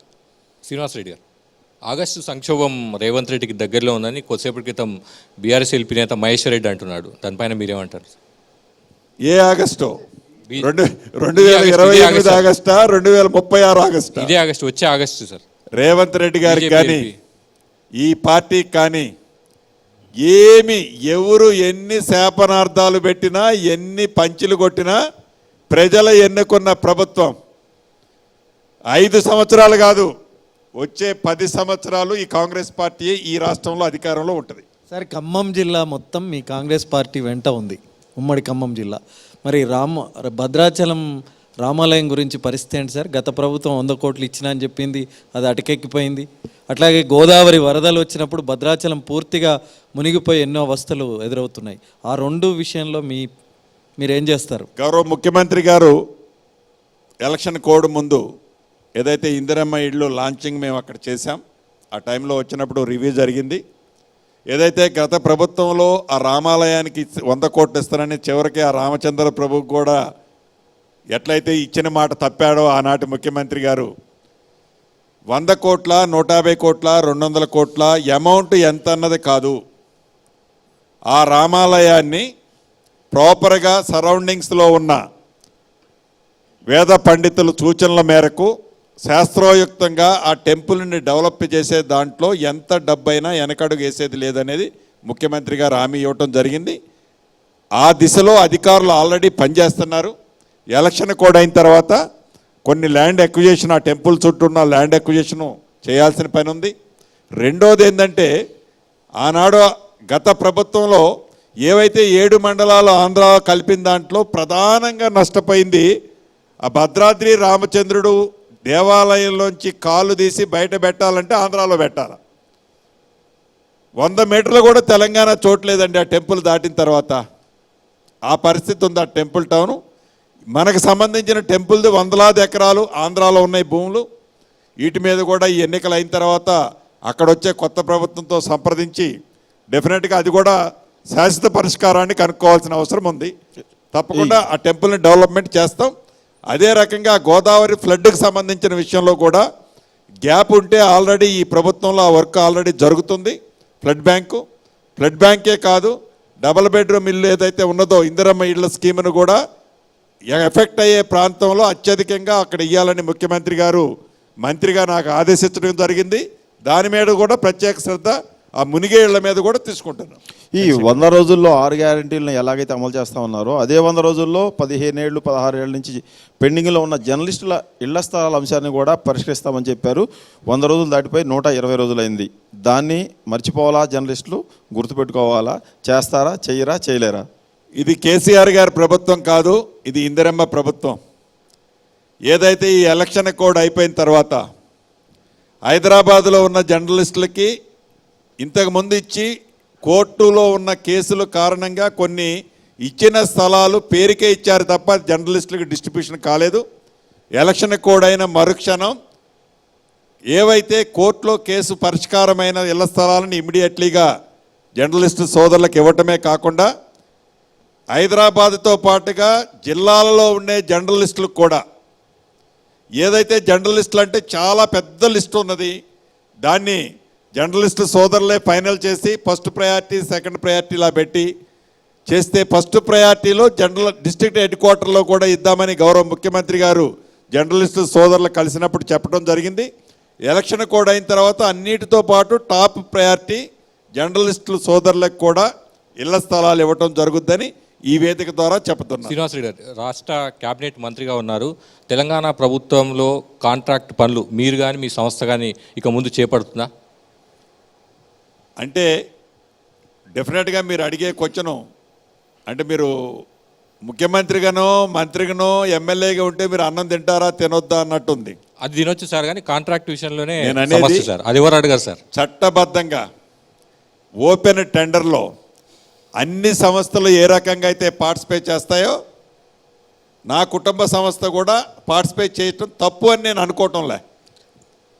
సార్, గత ప్రభుత్వ హయాంలో రెవెన్యూ శాఖలో ఉన్నటువంటి లొసుగులను ఉపయోగించుకొని ఐఏఎస్ అధికారులు కావచ్చు, తర్వాత ఉన్నత స్థాయి అధికారులు కూడా కావచ్చు, హైదరాబాద్ చుట్టుపక్కల ఉన్నటువంటి భూములన్నింటినీ కూడా సొంతం చేసుకున్నారు, ధరణిని మిస్యూజ్ చేశారని మీ యొక్క నివేదికల్లో కూడా తేలింది. సో ఇప్పుడు రెవెన్యూ శాఖ మంత్రిగా మీరు ఒక స్పష్టంగా చెప్పండి, హైదరాబాద్ చుట్టుపక్కల ఉన్నటువంటి భూముల్లో అనేక మంది చాలా లాస్ అయినటువంటి పరిస్థితి ఉంది. సో అలాంటి వారికి ఎలాంటి న్యాయం చేస్తారు? ఏవైతే ఆల్రెడీ ఇప్పుడు ఈ ధరణి పరిష్కారం చేయమన్నప్పుడు అవన్నీ కూడా బయటకు వస్తున్నాయి. వాటిలో అధికారులున్నా ప్రజాప్రతినిధులున్నా మా పార్టీ వాళ్ళున్నా కూడా అలా అక్రమంగా ఏదైనా తీసుకున్న ఒక్క గజం స్థలమైనా కూడా ఎవరి దగ్గర అయితే తీసుకున్నారో అది ప్రభుత్వం అయితే ప్రభుత్వం తీసుకుంటుంది, ప్రజల దగ్గర నుంచి వాళ్ళ రికార్డుని మార్పించుకుంటే అది వాళ్ళకి చెందేటట్టు కలెక్టర్ స్థాయి అధికారులు మొత్తం అంతా కూడా ఎవరైనా సరే నేను చెప్తున్నా కదా, నాదున్నా కూడా వాపస్ ఇవ్వడం జరుగుతుంది. మీరే మళ్ళీ మీరు దీన్ని ఆన్సర్ చేస్తారు తప్పకుండా. సార్, తెలంగాణ రాష్ట్రంలో బీఆర్ఎస్ మీద కాంగ్రెస్ ఎక్కువ కాన్సన్ట్రేట్ చేసి జాతీయ స్థాయిలో ప్రధాన శత్రువు అయిన బీజేపీని ఎదగటానికి ఇండైరెక్ట్గా కారణం అవుతుంది అనేసి అంటే మీ కమెంట్ ఏంటి? మేము ఏ రోజు కూడా బీఆర్ఎస్ని బీజేపీని విడివిడిగా కాంగ్రెస్ పార్టీ ఎప్పుడూ చూడలేదు. మొదటి నుంచి కాంగ్రెస్ పార్టీ బీఆర్ఎస్ బీజేపీ రెండు ఒకే తాను బట్ట అనే మేము చూసాం. భవిష్యత్తులో కూడా వీరిని విడివిడిగా చూడటం లేదు. మేము బీఆర్ఎస్ని ఫోకస్ చేసి బీజేపీని వదిలేయటం, బీజేపీని ఫోకస్ చేసి బీఆర్ఎస్ని వదిలేసేది ఉండదు. ఈ రెండు పార్టీలు మాకు సమ దూరంలోనే ఉన్నాయి. అదే దూరంతోనే అదే దృష్టితో ఈ పార్లమెంట్ ఎన్నికల్లో కూడా వారితో మా యుద్ధం ఉంది. మేము వారి మీద గెలవబోతున్నాం. పొంగులేటి గారు, అసెంబ్లీ ఎన్నికల్లో కాంగ్రెస్ పార్టీ ఒక హామీ ఇచ్చింది. కేసీఆర్ ప్రభుత్వం దళితుల భూముల్ని, అసైన్డ్ భూములన్నింటినీ వెనక్కి తీసుకుంది, రియల్ ఎస్టేట్ వ్యాపారం చేసింది, కంపెనీలకు అప్పగించింది. అలాంటి భూములన్నింటినీ దళితులకి ఇస్తామని చెప్పారు. ఈ రెవెన్యూ శాఖ మీదే, అసలు ఆ ప్రాసెస్ ఏమైనా స్టార్ట్ చేశారా? అసలు ఎన్ని వేల ఎకరాలు అసైన్డ్ భూముల్ని దళితుల నుంచి ఆ ప్రభుత్వం వెనక్కి తీసుకుంది? మీరు ఎప్పుడు వాటిని మళ్ళీ దళితులకు ఇస్తారు?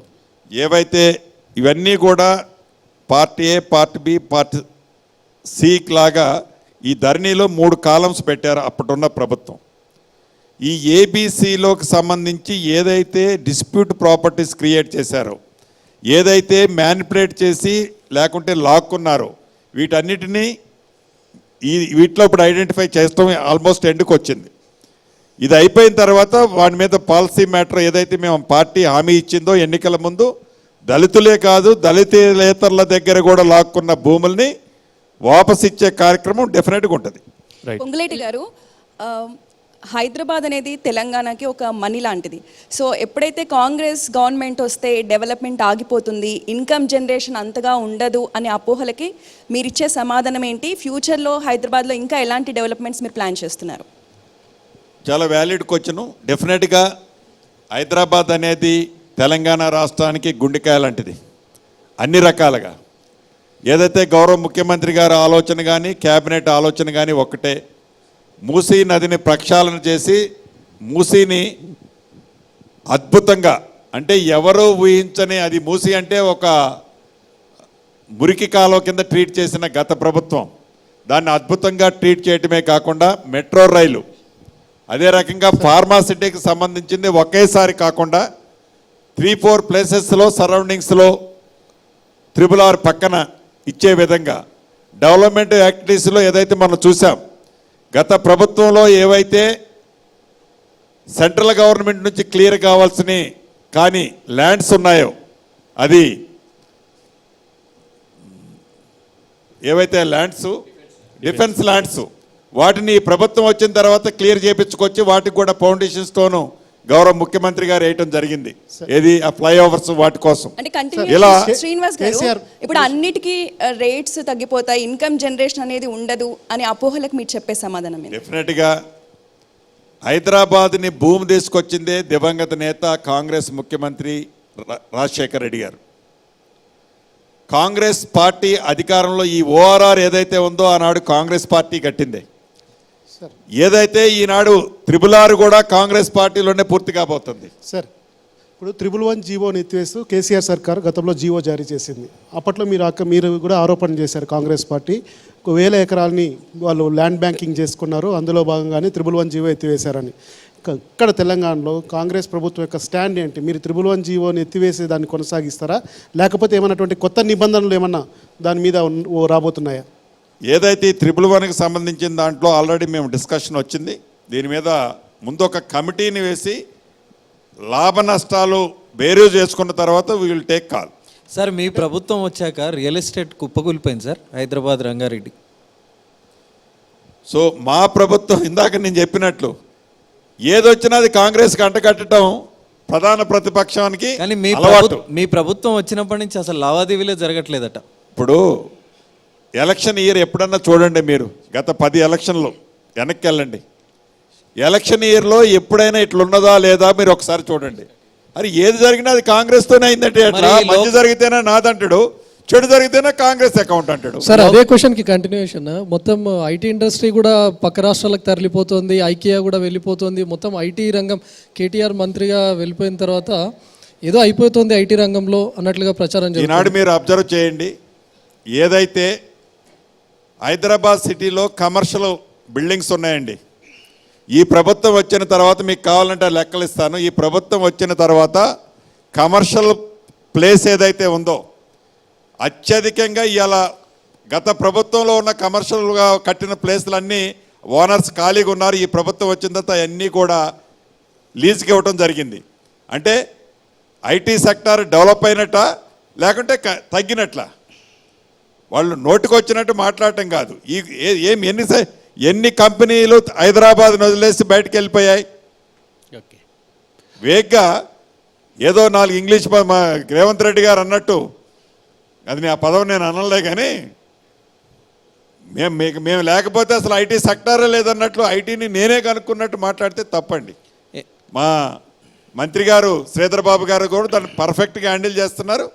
డెఫినెట్గా అబ్నార్మల్ గ్రోత్ ఉంది ఈ ప్రభుత్వం వచ్చిన తర్వాత ఐటీ సెక్టార్లో. ఎన్నికల తర్వాత అయినా రియల్ ఎస్టేట్ ఏమైనా పుంజుకుంటుందా సార్? డెఫినెట్గా ఎన్నికల ముందు ఒక 3-4 నెలలు, ఎన్నికలు అయిపోయిన తర్వాత 6 నెలలు ఉండటం సర్వసాధారణం. గతంలో మీరు ఒకసారి చూడండి, అయినా కూడా ఫిబ్రవరి మార్చిలో, గతంలో లాస్ట్ ఫిబ్రవరి మార్చిలో ఎన్ని రిజిస్ట్రేషన్లు అయినాయో, ఎంత రెవెన్యూ ఏది రిజిస్ట్రేషన్ల ద్వారా జనరేట్ అయిందో అంతకంటే 10 to 12% హయ్యర్ సైడ్ వచ్చింది ఇప్పుడు. రైట్. శ్రీనివాస్ రెడ్డి గారు ఆంధ్రప్రదేశ్ రాజకీయాలను చూస్తున్నారు. అక్కడ షర్మిల కూడా సీరియస్గా కాంగ్రెస్ పార్టీ తరఫున ప్రచారం చేస్తుంది. మీకు వ్యక్తిగతంగా అక్కడి సీఎం జగన్ మిత్రుడు, పార్టీ చూస్తే కాంగ్రెస్ పార్టీ షర్మిల నాయకత్వం వహిస్తుంది. అక్కడ ఆంధ్రప్రదేశ్ రాజకీయాల్లో ప్రజా వ్యతిరేకత ఉందా? ఏం జరగబోతుంది ఎన్నికల్లో? సుదీర్ఘకాలం పాటు మీరు ఆంధ్రప్రదేశ్ రాజకీయాలను చూశారు, తెలంగాణ రాజకీయాలను చూశారు. ఇక్కడ భవిష్యత్ ముందే చెప్పేశారు, మీరు ప్రతిపక్షంలో ఉన్నప్పుడే ఖచ్చితంగా కాంగ్రెస్ ప్రభుత్వం వస్తుందని. ఏమనుకుంటారు ఆంధ్రప్రదేశ్ రాజకీయాల్లో ఏం జరగబోతుంది? మీరు ఎవరిని ఆశీర్వదిస్తారు? జగన్ ఆశీర్వదిస్తారా, లేదా షర్మిల సక్సెస్ కావాలని కోరుకుంటారా? నేనున్నది కాంగ్రెస్ పార్టీ.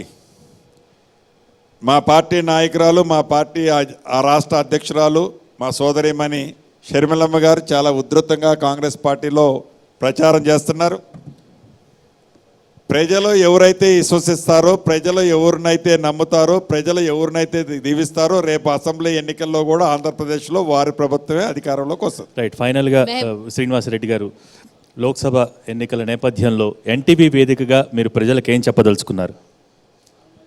ఎన్టీవీ ప్రేక్షకులకి, తెలంగాణ రాష్ట్ర ప్రజలందరికీ ఒకటే చెప్పదలుచుకున్నాం. గడిచిన అసెంబ్లీ ఎన్నికల్లో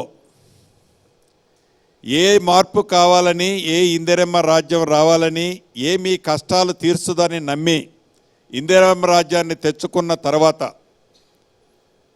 ఎన్నికలకు ముందు కాంగ్రెస్ పార్టీ ఏవైతే మీకు హామీలు ఇచ్చారో ఇచ్చిన ప్రతి హామీని చిత్తశుద్ధిలో చేసే దాంట్లో భాగంగా అన్న టైం ప్రకారం కొన్ని చేయగలిగాం, ఇంకా కొన్ని చేయాల్సిన అవసరం ఉన్నమాట వాస్తవం.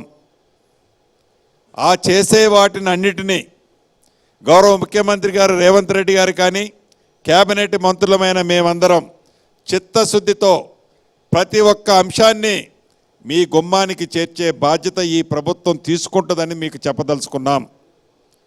మంచి జరిగితే మాది, చెడు జరిగితే కాంగ్రెస్దని ప్రధాన ప్రతిపక్ష పార్టీ ఏదైతే మన మీద బురద చల్లుతున్నదో, ఏవైతే 10 లక్షల కోట్లు తెలంగాణ రాష్ట్రానికి కేంద్రం నుంచి మేము ఇచ్చామని కేంద్రంలో అధికారంలో ఉన్న పార్టీ ఈ రాష్ట్ర అధ్యక్షులు చెబుతున్నారో, ఈ రాష్ట్రం నుంచి ట్యాక్సుల రూపేణా ఇతరత్రా ఏవైతే లక్షలాది కోట్లు తెలంగాణ రాష్ట్రం నుంచి తీసుకెళ్ళి వాటిలో నామినల్గా తెలంగాణకి రాష్ట్రానికి 10 లక్షల కోట్లు ఇచ్చి దాన్ని ఏదో బిచ్చమ రూపంలోనో ఎడిషనల్గా ఇస్తున్న గ్రాంట్ కిందనో ఏదైతే మాట్లాడుతున్నారో అది శుద్ధ అబద్ధం.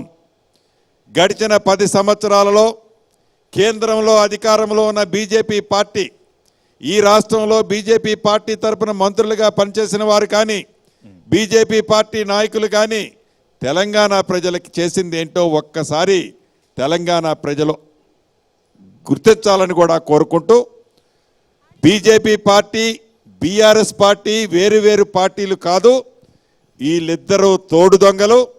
వీళ్ళిద్దరూ అండర్స్టాండ్తోనే ఈ పార్లమెంటు ఎన్నికల్లో పోటీ చేశారు.